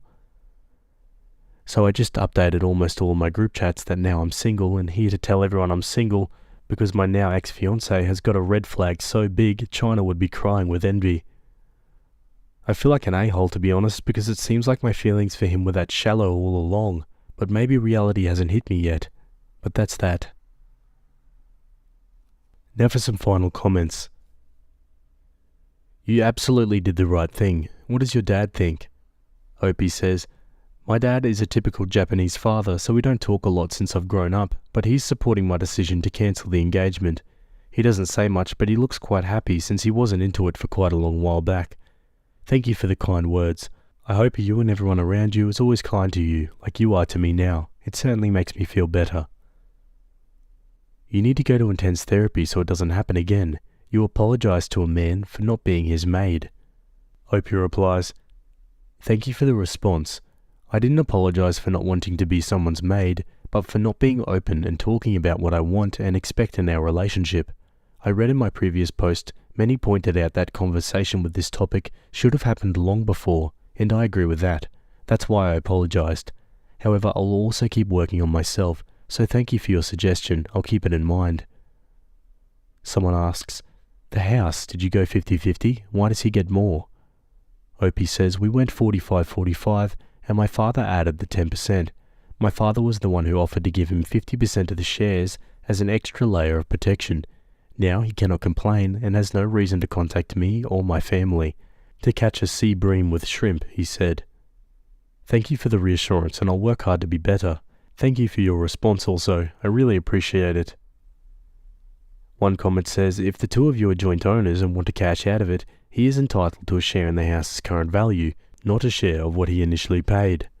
Opie says, the house is under my name as it's difficult for foreigners to own property in a good condition here. Thank you for your concern. And someone calls Opie and her family spineless, and this is her response. If you don't mind, I don't have a problem with you insulting me, but do not attempt to do that to my family. Not everything can be resolved by only being tough and formidable. I don't think it's stupid knowing when to be firm and how we compromise for our final decision to avoid future problems. But I do think it's naive when one doesn't even consider that there are other ways to solve a problem other than butting heads and fighting. Stupid when they don't even try to understand the logic behind others' problem-solving methods. That's your prerogative right to insult us, and it's also within my prerogative right to ask you to stop. This kind of exchange is called conversation in Japan. I don't know about what it's called in your country. Is it another cultural difference? If someone's uncomfortable, they should have sucked it up, or didn't go and talk in the first place. Excellent. My apology for being so ignorant. Giving him more money than he deserved guaranteed me an excuse for cutting contact completely, that I've compromised my decision. Social circles run differently here because breaking up an engagement or divorce will always be a hot topic, and sometimes it affects you on an institutional level. Sometimes it'll affect your career, even more when you're a woman. Yes, there are some cases where people getting fired because they got divorced, because it'll reflect badly on the company's image. Sometimes some companies go as far as giving paid leave and vacation to mend their employees' married life. I'm not breaking up, I'm cancelling an engagement. It weighs differently. You're naive to think every society works like yours and your values are applicable to every part of the world without considering their societal circumstances. I'm not excusing it, but I'm not someone so important that I can change them overnight, nor do I want to sacrifice my family and my own reputation. I'm not delusional enough to think I'm the main character. If that's still spineless to you, then sure, I hope you do as well as him navigating your life here. Yeah, great response from OP there. I don't know why anyone in the comments would be calling her spineless. I think a lot of people just don't understand that, different cultures respond to confrontation and disrespect differently. We can all sit behind the safety of our computers and phones and say that I would do this or I would do that, but in reality it's often very different. But yeah, good on OP for committing to breaking it off. That husband or ex-husband just sounded like bad news to me. What are your thoughts? Let me know in the comments. Okay, let's go to another story. Okay, we're sticking with the same subreddit. This one was written by user Electrical2, and it's titled, I found my boyfriend's Reddit account. Would I be the a-hole to break up over this? I, 24 female, have been with my boyfriend, 25, for 2 years. I have a Reddit account he knows about, usually just posting our cat sometimes and just me looking at memes and lurking other various subreddits. I'm not very active on there, but I know how it works. My boyfriend doesn't have a Reddit account. At least, I thought he didn't. He never really spoke about it and he just uses Facebook and Instagram. I never noticed the app on his phone, but I've never looked on his phone too hard because I never had a reason to. He went to take a shower and he left his phone in the room, and I forgot about a large package he bought and I wanted to see the tracking on it. I went in on his email to get the tracking number and I noticed it was a whole different email. It had Reddit emails, and I was confused because he never said he had one. I found out the Reddit app was kind of hidden, and I found out what his username was. I went onto my phone to look up his username, and it was full of body shots and dick pics. It was obviously him. I went to see what comments he had, and they were on OnlyFans subs and women's nudes, complimenting them. I was so frickin' ticked off, I couldn't look any further. I haven't spoken to him about this, but he can tell that I'm ticked off and keeps asking me what's wrong, but I don't know even if I should tell him or not. This happened this morning, and I've just been thinking about this the entire time. I'm thinking about just breaking up with him and getting my stuff and leaving, but I don't know if I'm being too nuclear or over-dramatic, but I'm so uncomfortable about this situation. Am I the a-hole? Oh geez, yeah, I feel like that would be the end of the relationship for most people. I mean, it's one thing to be following OnlyFans accounts and stuff like that, but it's another to be complimenting them and leaving pictures of himself on the forum. I'd say the line has most definitely been crossed. Let's go to some comments.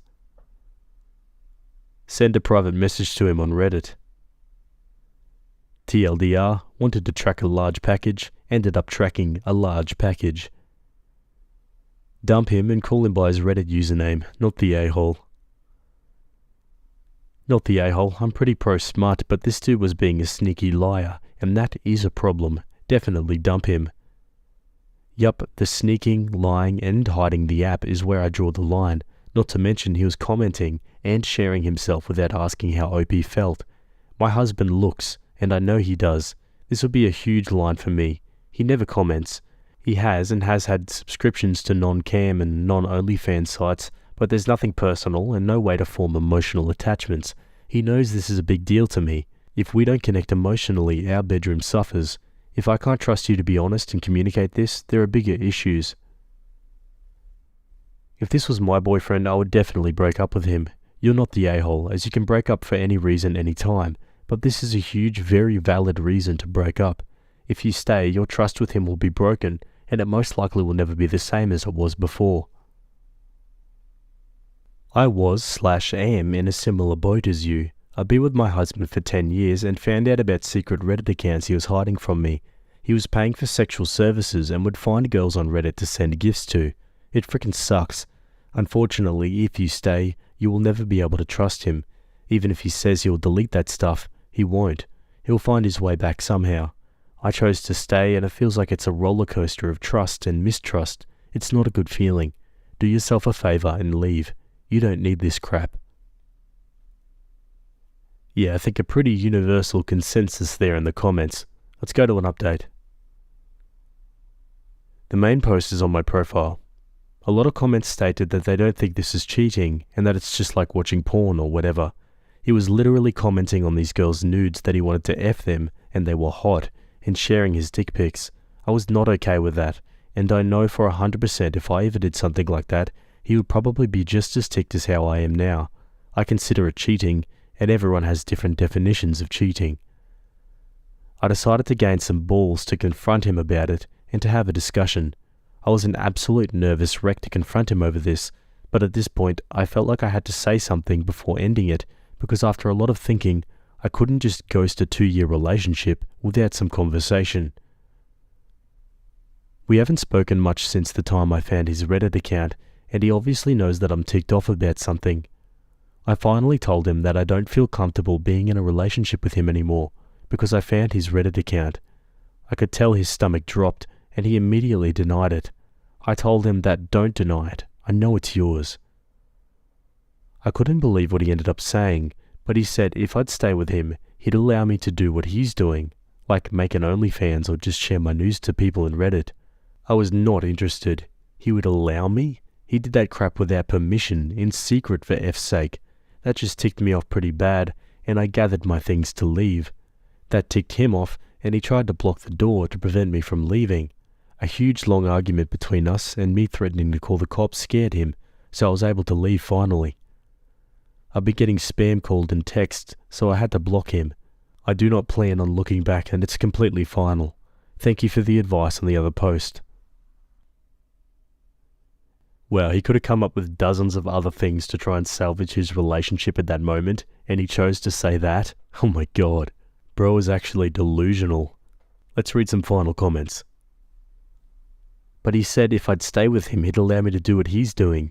Excuse me, what? Dude is completely lost in the sauce. It's a miracle you got together in the first place.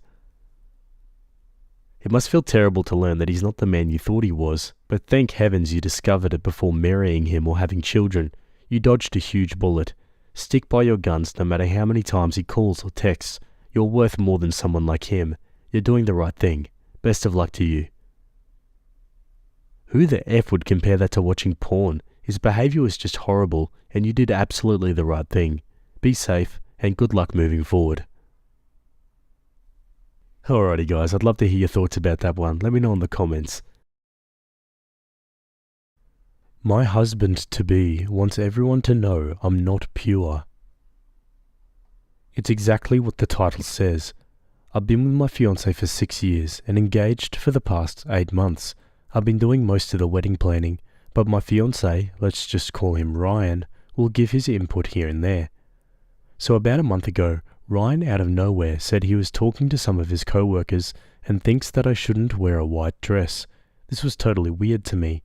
Ryan is a very artistic guy, so I figured this was more about how the photos would turn out or something along those lines, but I'm set on wearing white. I told him this, and I could see that he was annoyed, but he let it go. 2 weeks ago, I finally picked and paid for my dress, and this caused a huge argument. Ryan again came to me very annoyed. He asked to see the dress I picked, but I said no because I wanted it to be a surprise for our wedding day.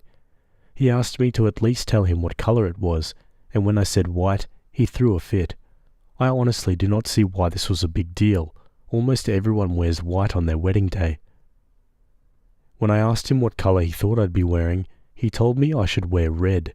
Again, this was super weird to me. I asked him why I would wear red to our wedding, and he told me that brides only wear white when they are pure. For some background, Ryan and I started dating when I was 21, and he just turned 20. He was a virgin when we met, and I only had one other person who was my ex-boyfriend of 4 years throughout high school. This caused a lot of problems the first year of our relationship, and we almost did not continue dating because of how insecure he felt. After that first year, it was never a problem again, until now, I guess. He went to his mum about all of this, thinking she would convince me, but she's on my side. So, 2 nights ago, Ryan, his mum, and I stood in our living room and argued about my sex life being shown in a dress. His mum stated that he is no longer a virgin either, so maybe he should wear red too, and he burst out crying. Ryan is still stating that me wearing white would be deceiving all of the guests, and that it's different for guys. This all has honestly made me question even marrying this man. I don't know if it's just because everything is so fresh, but I'm really disgusted by him. He's not even religious, so I know this is just about him still thinking about me losing my virginity at 18 before I even knew him. I just needed to rant to anyone about how psycho this is. Wow, yeah, this guy's got issues. I mean, the fact that they've been together for 6 years at this point and he's still thinking about it. Also, I've never heard of wearing red as a wedding dress as an indication that you're not pure. Why would anyone in this century willingly do that? Let's go to the comments. Look, if he's this insecure after 6 years together, things are not going to improve. Is he going to mention your impurity in his wedding speech? Is he going to try to leverage this in your marriage to get what he wants? Is he going to demand paternity tests for your children? I'd seriously consider what you're signing up for. Dude sounds messed up AF. Jesus, throw the whole man in the bin. For 6 years, he has been planning on getting back at you for not being a virgin at your wedding. I'm petty AF, and I would just stop having sex with him.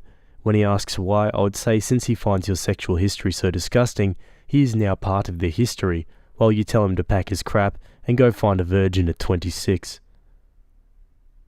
This is not the kind of guy you want to marry, and why is what you do behind closed doors anybody else's business? Yeah, 100%. Let's go to an update. This is my update 1 year later on the whole situation. I will start by saying I did not get married. Ryan made that decision quite easy for me. I remember reading a comment that said I had to have already been done with the relationship for me to move on so fast. That statement was very true.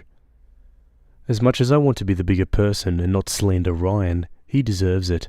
I won't get into all of our issues, but there are some big ones that I would like to address. The absolute deal breaker for me had nothing to do with the red dress, but instead was all of his little lies that built up through our entire relationship. Ryan is very smart. I can't take that away from him. We actually met because even though I'm a year older than him, he graduated a year before me. We had mutual classes.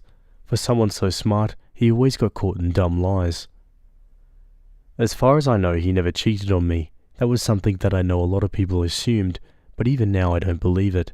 There was never any big lie that caused massive drama, but rather a mountain of little white lies that always made me question why. He would lie to people about having allergies. He would lie about stopping for food before coming home. He would lie about losing weight. He is a healthy weight with a very normal build. He would just lie about so many things that did not matter. The issue with this is I had absolutely no trust in the man over literally nothing.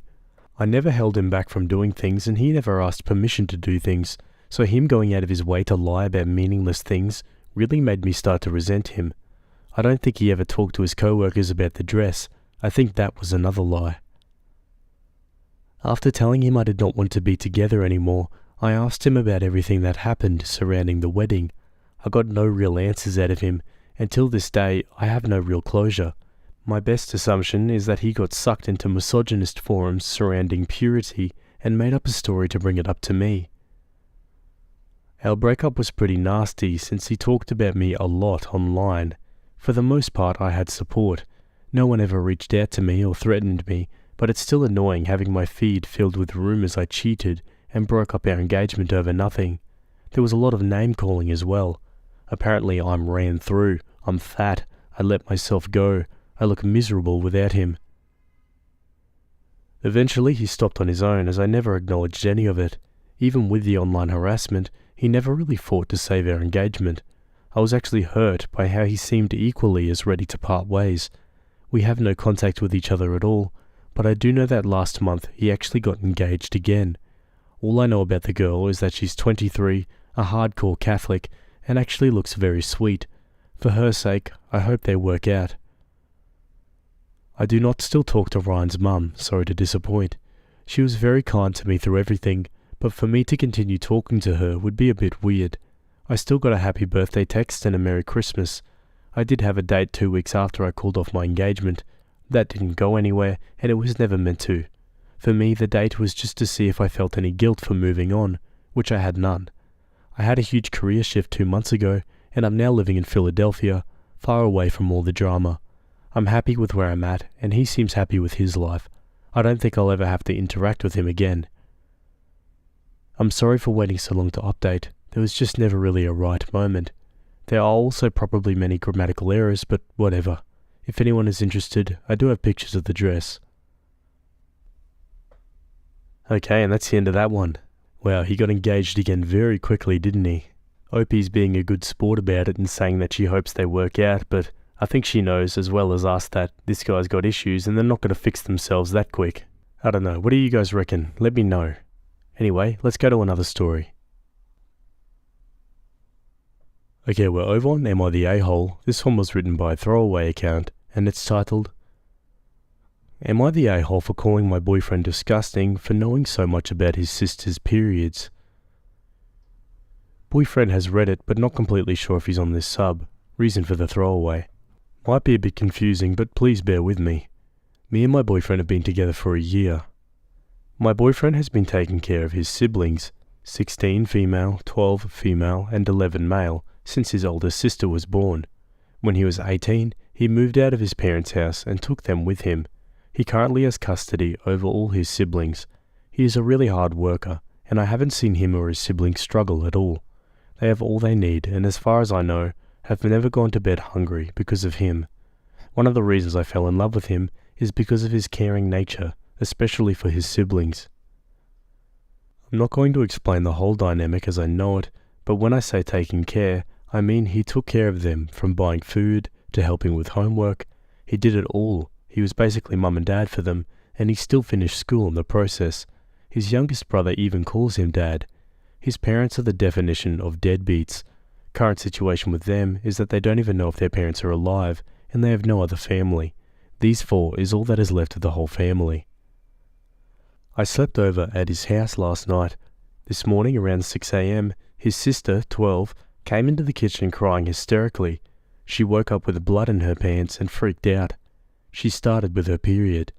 My boyfriend got her to calm down and explained that she is all right and everything will be okay. He then gave her a brief explanation of what is happening and that her body is changing. He asked her to go and take a shower to get cleaned up and told her where to find the pads his other sister, 16, is using and to use them as the oldest sister showed her. When she left to go and take a shower, he said, "Crap, I thought we'd have another year left." I asked what he meant, and he said his sister, 16, started her period when she was 13, and he knows not all females and bodies are the same, but he thought it would be around the same time, so he was a bit unprepared for the discussion. I was shocked with that comment and the fact that he knew his sister used pads. Why does he know when she started her period in the first place? Why does he know what she uses? I wanted to ask him why he knows this, but kept the question to myself. When his sister returned from her shower, he asked if everything was all right or if she's having any discomfort. I started to get disgusted when he asked that question. He told her she doesn't have to go to school today and he'll take her for some shopping. After breakfast, he sat her down in the living room and explained everything in detail to her, regarding what is going on, what will happen, and all of it. He said he helped the older sister with her first time and will help her as well. He finished with saying that her sister will be able to help her more with the type of products to use and how they work. I was surprised, shocked, and disgusted about all the things he told her. He was correct in everything that he told her, but no brother should know that much about what is happening to his sister's bodies. Unfortunately, his oldest sister wasn't at home to help. She had a sleepover at a friend's due to a project for school, so he took charge of explaining everything. He must have seen the disgust in my face and asked me what is wrong, and it just slipped out. I told him, "You are a disgusting pig." The words just kept coming out of my mouth and I couldn't stop talking. I told him exactly what I thought about the situation and that it's disgusting that he knows that much, especially about his own sisters, and is now trying to coach the younger sister on what to do. He just asked me to leave. He didn't argue or yell or nothing, just said leave my house. I know I went about it in the wrong way, but my stance is the same. No brother should know that much about his own sister's body function. Am I the a-hole? Wow, what a prick. OP, that is. I mean, she spends the first half of the story explaining how great of a guy he is and he's doing all these amazing things for his family, which is correct, and now she's disgusted at him teaching his sisters, who have no parental figures, mind you, about their bodily functions and, hormones and, necessary things you need to learn as a teenager. Honestly, Opie needs a serious reality check if she thinks this is weird. Granted, it's not the norm, but neither is the eldest child practically adopting his 3 other siblings. I mean, come on. OP makes an edit. If you don't believe me, that's fine, but don't comment. I was there, I said what I said. Don't know what I can say other than what I know to prove this is real. I just want to know if am I the a-hole, if my stance is correct, and if I should apologize for everything I said. Seeing some of the comments, I think you guys are not understanding my point. I don't want to sound mean, but he could have just called his sister to explain everything to her, or better, asked me to explain it to her. I would have been a lot better if it came from another girl. Yes, he explained everything correctly, and even told her about the different products to use, but said the other sister will explain those better as she has had experience in what actually works. Why didn't he ask me to explain anything to her? I would have done it gladly. There are certain things that should stay private, and especially a brother should not know. Yeah, again, in a normal circumstance, maybe I can see Opie's point here, but these are not normal circumstances. I mean, Opie said it herself. He's basically their parent at this point. Let's go to some comments. If this is real, you're the a-hole. A huge one at that. Gaping, actually. Your boyfriend has been mum and dad to them. Somebody has to help them, and it's clearly not his parents. He actually sounds like an incredible person, taking on responsibilities at such a young age that were never intended for him, and doing so in a gracious manner, trying to navigate waters he knows nothing about. Again, you're the a-hole. I saw your edit and felt I must add. We all understand fine. You saying it would have been a lot better, blah blah blah. He has been the one to do it all for years. He's never handed the reins to anybody and has taken it all on himself to take care of his siblings. The weight on this man's shoulders you can't even begin to understand. He took on the role of parent and was no longer a brother. That's a different script entirely. Every single person here is saying you're the a-hole. Take accountability for being wrong. Can I have your ex-boyfriend's phone number? I have a daughter that I'd like him to date. You're the a-hole. Yeah, you're the a-hole. Grow the F up, reread what you typed, and learn a thing or two. Your boyfriend has been parentified to hell, and it sounds as if he's doing a pretty damn good job taking care of his younger siblings, given that their sperm and egg donors are in the wind. I think all guys should have a basic understanding of what a period is and how it can affect girls and women. It's a basic biological function that just about everyone born with a uterus experiences, and if these guys are going to be dating women, they should be able to explain what a period is. He probably knows about the pads because he has to buy them for his 16-year-old sister, or at least is at the store with her when she gets them, or he sees them in the bathroom. And remember, older sister is the one who also showed younger sister the ropes. He even said to her, "Remember what sister told you." What would you have him do when his younger sister woke up crying? Say, "Sorry, I can't help you, wait until sister gets home"? Did it occur to you to maybe help the kid when she was freaked out over her first period? Or did you just sit in judgment of a young man who is doing the best he can to take care of his siblings, even if it involves knowing things you don't think a guy should know? You owe your boyfriend a huge apology. You're the a-hole.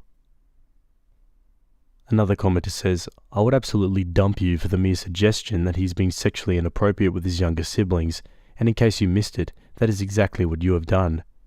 OP replies, "I didn't sexualize anything, it's just disgusting that he's trying to coach his sister through something so personal. He could have called his other sister for help, or better, asked me to explain, but he didn't, he did it himself." You're the giant a-hole here. Don't worry though, your ex will find someone better. OP says, "We haven't broken up, but do you believe he'll break up with me over this? I am allowed to have my own opinions, am I not?" Yeah, you're allowed to have your own opinions, and he's allowed to break up with you over those opinions. Let's go to an update. First and last, to everyone saying he would leave me, you were right, he dumped me. I went to his house to apologize to him and his little sister. The 16-year-old was there as well. She slapped me and shouted at me, calling me vile names. She shouted at me for trying to break the family apart and trying to say her father is a pedo. My now ex got her to stop and sent her to her room along with the other siblings. I wanted to apologize, but before I could even start, he told me to keep my mouth shut and listen. He forgave me before I even asked for forgiveness, but said what he can't forgive is the fact that I basically turned his little sister against him and making her doubt his intentions. It took him almost the full day to get her to talk to him, and she only talked to him after the 16-year-old assured her that he did nothing wrong and only wanted to help her, like he helped her. His exact words were, "You turned one of my children against me. That is something I can't and will not forgive. You are dead to me. Now get the F out of my house." He said it with so much anger in his voice, and I could see in his eyes that he absolutely hated me in that moment. I was actually scared for myself in that moment. I've talked to some of my friends about this, and you all might be glad to hear, but I'm losing friends as well. Even my own sister is now refusing to talk to me. Yes, in our house, my father had nothing to do with our periods, and my mum handled everything. What should I have done? I thought he did something wrong. I can see I'm in the wrong, but still, why am I being punished for this? His words really hurt me. That is not fair. I didn't even get a chance to explain myself or anything. After he was done talking, he again just kicked me out of his house. I am blocked everywhere and can't get a hold of him. I even tried his sister's phone, but I'm also blocked there. Edit. Please stop asking me for his contact number and the name in the comments and PMs. I'm not giving that to anyone. Why would I do that and have one of you try and steal him from me? I screwed up, I know, but I will fix it and get him back. I really do love him, and I know he still loves me. This was just a speed bump. Just wait and see, we will be together again. Yeah, I'm not sure about that, OP. I think that's wishful thinking. But yeah, pretty happy with that ending. Someone as dumb as OP doesn't deserve to date the absolute champion of a man that is the boyfriend. I mean, her maturity level doesn't even match the 16-year-old. And the absolute delusion from her in the end, saying that she can win him back. God, just leave him and that poor family alone. Like, it's so close-minded. Just because her dad wasn't involved in any of that girl stuff, growing up, doesn't mean that every other man in the world shouldn't be aware of what's going on. Yeah, so safe to say Opie's pretty brain dead. Am I the a-hole for breaking up with my fiancé due to my mother? So this situation is just effed all around. So me, 26 male, and my now ex-fiancé, 27, have been dating for a little over 4 years when I asked her to marry, and she said yes. Now here's the problem. As we were planning about the new house we were going to buy, I talked to her about a room for my mother, in her 60s, as she'd lived with us after we got married. I had discussed with her a lot of times when we're dating that my mum would live with us because, simply put, I'm an only child and my mum raised me as a single mother after she divorced my father, abuse. She never had a new boyfriend, nor did she ever remarry. Her entire life was dedicated to raising me alone, and also me and my mum are each other's only living relative. We have no family besides each other. My fiancée said that she did not want my mother living with us, and when I asked about why, she didn't say anything. When we're dating, she said that she thought I'd get over it, and we could put her in a home, and this I absolutely refused. I was furious because my mum had always treated her as her own daughter, and had never been one of those crazy mother-in-laws that are rude and evil. I gave out an ultimatum that if my mother couldn't live with us, we wouldn't get married, and yeah, we broke up. Now her side of the family and her friends are calling me an a-hole, but I don't think I did anything wrong, since I made it clear when we were dating that my mother would live with us. So, am I the a-hole? Edit. I should have mentioned this, but our family has a history of dementia setting in around early 60s, and my mother has started to show signs of forgetfulness. That's why I want to keep her as close as possible. Edit 2. I will be the primary caregiver. She has plenty of savings to cover the cost of her treatment, and 2 apartments in her name, one she currently lives in, and one we've put on rent. After moving her in with me, I'll sell one of them, and will hire a full-time nurse after her dementia starts getting worse. We were never planning on having children, nor did I ever expect her to quit her job or stay at home to take care of my mother. I understand that it'll be tough and it should be majorly my responsibility, but she raised me through tough times all on her own, and I will not turn my back on her now that it's my time to help her. My mother has only recently started showing signs of dementia. Up until a few years ago she was doing just fine, but now her health is slowly starting to deteriorate. We are independently wealthy due to my mother founding and selling her own company. Money will not be an issue and I can easily hire help. Edit 3. You are all correct, but my mother living with us is never the only option I suggested. I understand that what I had was a big ask, so I was ready to buy a 2-story home or something like that, but she just wanted to put her in a home and be done with it. Yeah, that's a tricky one, and I can understand why OP doesn't want to just put her in a home. They're just such depressing places, and I feel like in the case of about 80% of them, you may as well be dead anyway. Is that harsh? Let's go to some comments. Dementia patients need constant attention as the disease progresses. I wouldn't know what your fiancé was imagining, but could she have thought that your mother is living alone now just fine, so why have her move in with the 2 of you? You would lose all privacy. Newly married couples need privacy. Then when the disease progresses, that should be put in a home. Unless you're extremely wealthy and can hire help caring for a dementia patient, it's far too much for 2 people. If there's no way to salvage this relationship with her, then may I say have your mother move in with you now, before you start another relationship. That way any woman will know exactly what her future will look like with you. Also, you'll get a chance to understand what you're thinking of taking on. Maybe you can find some sort of duplex where your mother is close but you both have your privacy. It's too late for this woman, and that's fine under the circumstances, but very few women in their 20s and 30s would be happy living with a woman in her 60s who could go on for decades. This is a sucky situation all around. I've seen firsthand with my aunt and uncle how far their relationship deteriorated after he moved in my grandma, and they've been married for over 30 years. Sorry it ended things with your fiancé, but I can't see a lot of people being willing to help be a caretaker for someone with dementia, especially so early after getting married and wanting to settle down. She definitely shouldn't have assumed you'd changed your mind, but I also can't blame her for leaving. No a-holes here. No a-holes here. Fiancé may have misunderstood or you weren't clear. Mum moves in with us when we can no longer live alone. Mid-70s-ish. Is very different from Mum, 60, moves from her apartment where she currently lives alone to our house as soon as we get married. Mum will likely live another 20 to 30 years. Most of your marriage will be living with your mother. It's not that fiancé doesn't like Mum. This is a huge stressor on a new marriage. Quick question, what does Mum want? I'm a 53-year-old mum, adore my kids in their 20s, but want to live with them like a hole in the head. Don't want to be a burden to them, and also don't want to live under someone else's house rules. Am I supposed to cook all the meals again like when they were children? No grandkids yet, but also don't want to be their live-in nanny. Absolutely, I'll help and babysit, but I raised my kids and they can raise theirs. I would feel horrible if my son broke off his engagement over me living with them when I currently live on my own. My suggestion, Mum moves into a seniors community. There are some supports available if she needs them, and maybe make some friends her age as a bonus. Side note, look up research on dementia, often called type 3 diabetes now, for how to stave it off for a while longer. Yeah, I like the idea of a seniors community. That sounds a lot better than a home. Also, I like the duplex idea as well. I've seen that work before. Yeah, lots of good ideas here. Let's go to an update.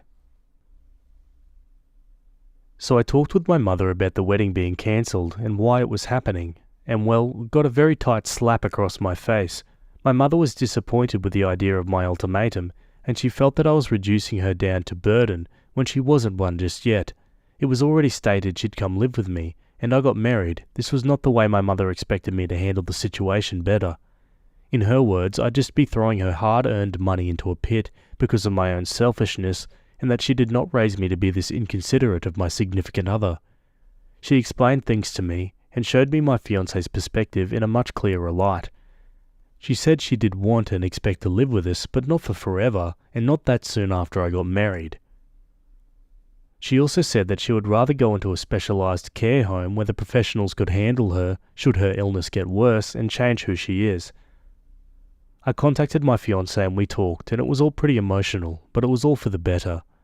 I apologised for my ultimatum and not seeing her perspective better, and she apologised for what she said, and that she was wrong for saying that we could put her in a home.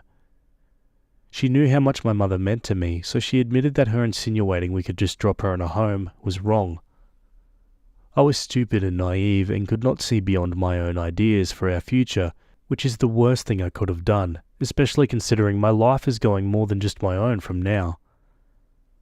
We decided that it's best to buy a house and move my mother in with us, at least for the time being, so we can still spend some time with her while she's somewhat healthy, and when the time comes, when taking care of her is beyond us, we'll put her in a specialised care unit for people with dementia close to our home, so we can still visit her, as my mother wants. Though we're still looking into the exact details of this plan, we're both coming out of this as better partners for each other, though this may take a bit of time. We've also decided to hold off on the wedding and first try to be better partners first, but we are still engaged. Also, we'll be going on a trip around the world soon so we could live our life as a couple a bit before my mother moves in. I know there'll be challenges, and I know I'm not prepared to handle everything, but more than anything, if I won't be able to take care of my mother in her final moments, then at least I want to spend some time with her while she's still herself. My mother's diagnosis will be next week. I'm hoping that she's just being forgetful due to her age, but if it's that damned illness, then the possible amount of time with my mother is considerably shortened. Thank you all for your comments.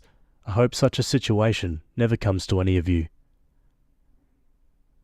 Yeah, I had a grandmother with Alzheimer's, and let me tell you, it's not easy. But yeah, that's the end of that one. Good to see that they were able to work things out as a couple and create a good compromise for the mother situation. And honestly, the mum sounds like a great person as well, very level-headed and sensible. Anyway, what are your thoughts about this one? Let me know down below. Maybe you got a similar story you'd like to share. Either way, let's jump to another story. Okay, we're over on relationships. This one was written by user LapDropTopLop, and it's titled, Boyfriend opened up about his past, and I'm scared this is above my pay grade. Okay, so I, 27 female, have been dating this guy, 26, for over 6 months, and I really like him. He's honestly the most mature and kind-hearted guy I've ever been with, and I do love him. He lives with his 8-year-old sister who he parents and cares for, and I made a post about this before, but he tried to introduce her to me. She seemed okay with me at first, but then one day she randomly bit me, so we decided to keep some distance between her and I. He never told me their story, but today we were sitting down together and he mentioned he finally felt ready. So the reason why he parents her is because their parents are no longer alive.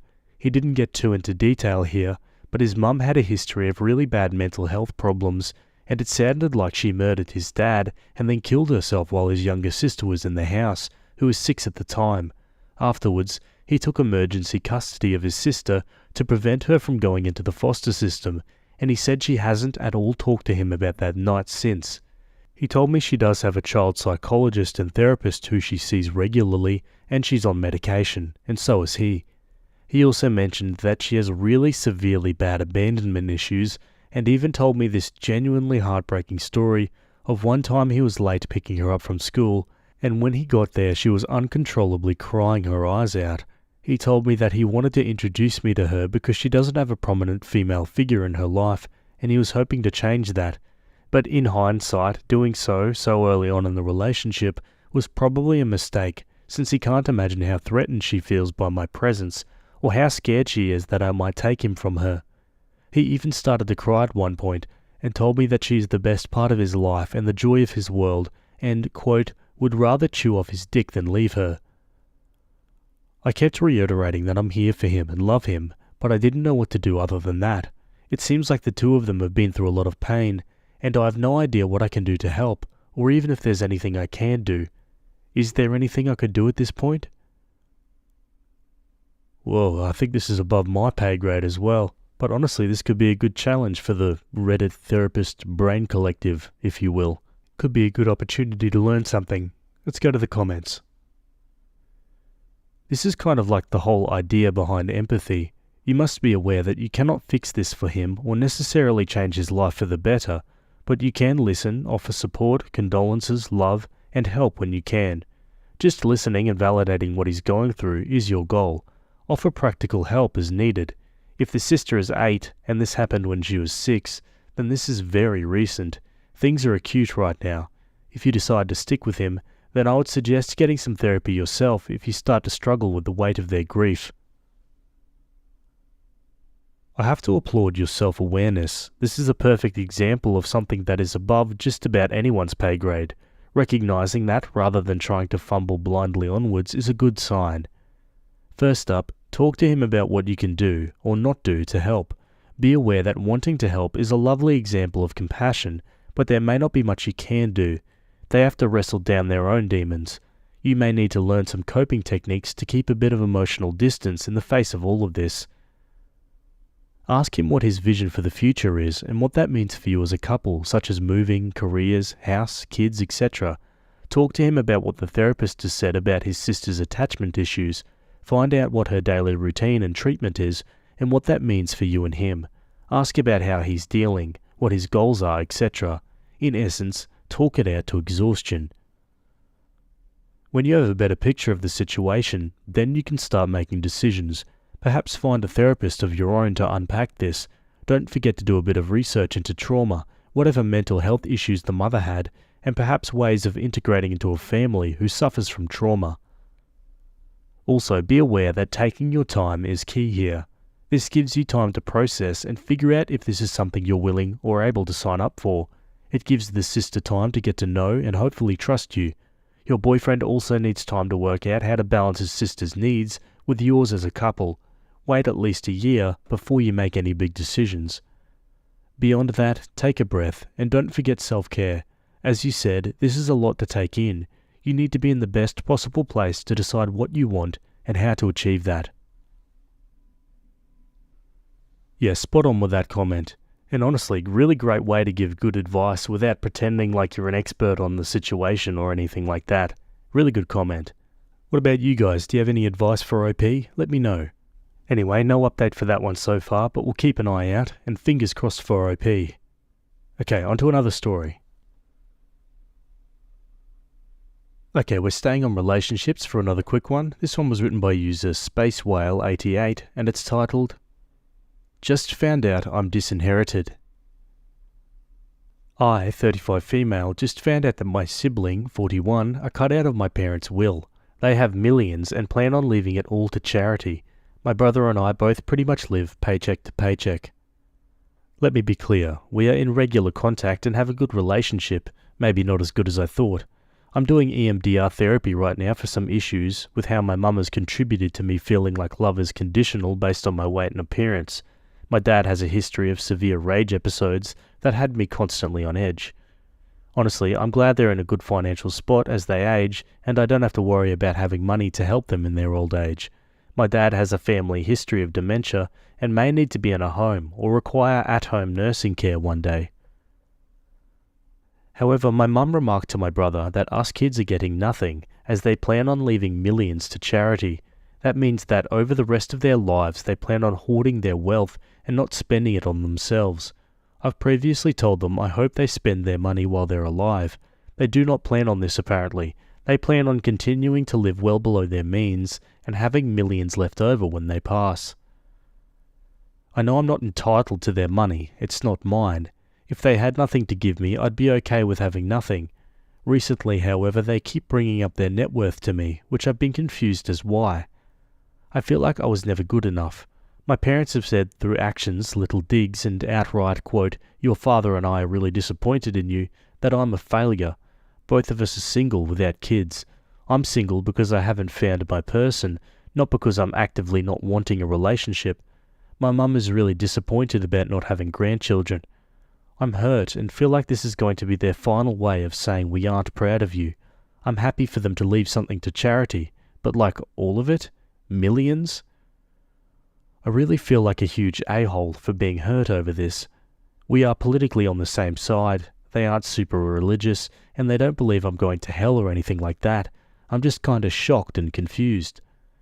I don't know how to navigate my feelings about this, and would love some outside perspective. On the one hand, I feel like they're sending me a hurtful message. On the other hand, I don't want to feel disappointed or hurt, because it's not my money, and I know they don't owe me anything. Yeah, I mean, that's a pretty hard pill to swallow. And honestly, when she says that she has a good relationship with her parents, it doesn't really sound like it. They sound borderline emotionally abusive to me, the way she's describing it. Let's look at some comments for advice. It sounds like they're going for some kind of reaction. You can keep responding with something like, "I'm glad you're in good financial shape. Given Dad's family history of dementia, he may need to be in a home or require at-home nursing care one day." Probably not what they want to be thinking about, but if their attempt at needling you results in you reminding them of their impending frailty, they may shut up about it. Just remember, OP, you're good enough, and you deserved kinder parents. On the bright side, they can no longer hold their money over you as a way to control your relationship. They, pardon my language, blew their wad too soon, and now they have no way to control your behavior. So, congratulations, you're now free. Want to tell them they're being idiots? Do it. Want to tell them they should save enough money for end-of-life care because you're not going to be wiping their asses in 15 years? You are in the clear to do so. They've had their final say in their opinion of your financial worth to them, and now you can work on realizing how much you mean to yourself and to the people who love you. Like, does your brother love you? Do you have friends? Or people you interact with regularly who admire some skill of yours? Are you pleasant to customer service people? And trust me, that puts more good into the world than anything your parents have done, besides birthing you. Now is the time you can start your life. No more waiting on them to love you unconditionally, or to see your worth. You can start fresh. Want to learn how to work with wood, fly a plane, take exploration trips around your town? You are free to do it. No more worrying about their approval or tut-tutting. OP, I'm sorry you had such a pair of disappointments as your parents. You deserved better. But now you can start figuring out what kind of life you want to live. Now that you're free of their control, you have all my best wishes for a fulfilling new life. Wow, talk about a pep talk. Even I'm feeling pretty good after that one. Okay, OP makes an edit. Oh my god, I was not expecting this response. Since I don't have a partner, I have no one to lean on. I reached out to a longtime friend and she politely put up a boundary that she cannot support me through this because she has other things going on in her life. I feel like I'm being dumped by everyone I care about, so it's nice to get some support, even if it's from internet strangers. And the internet strangers will always be here. Anyway, that's the end of that story. Let me know your thoughts in the comments. Either way, that's it from me today. Hope you guys enjoyed those stories. Thanks for making it to the end, and I'll see you all in the next video. Have a good day. Cheers.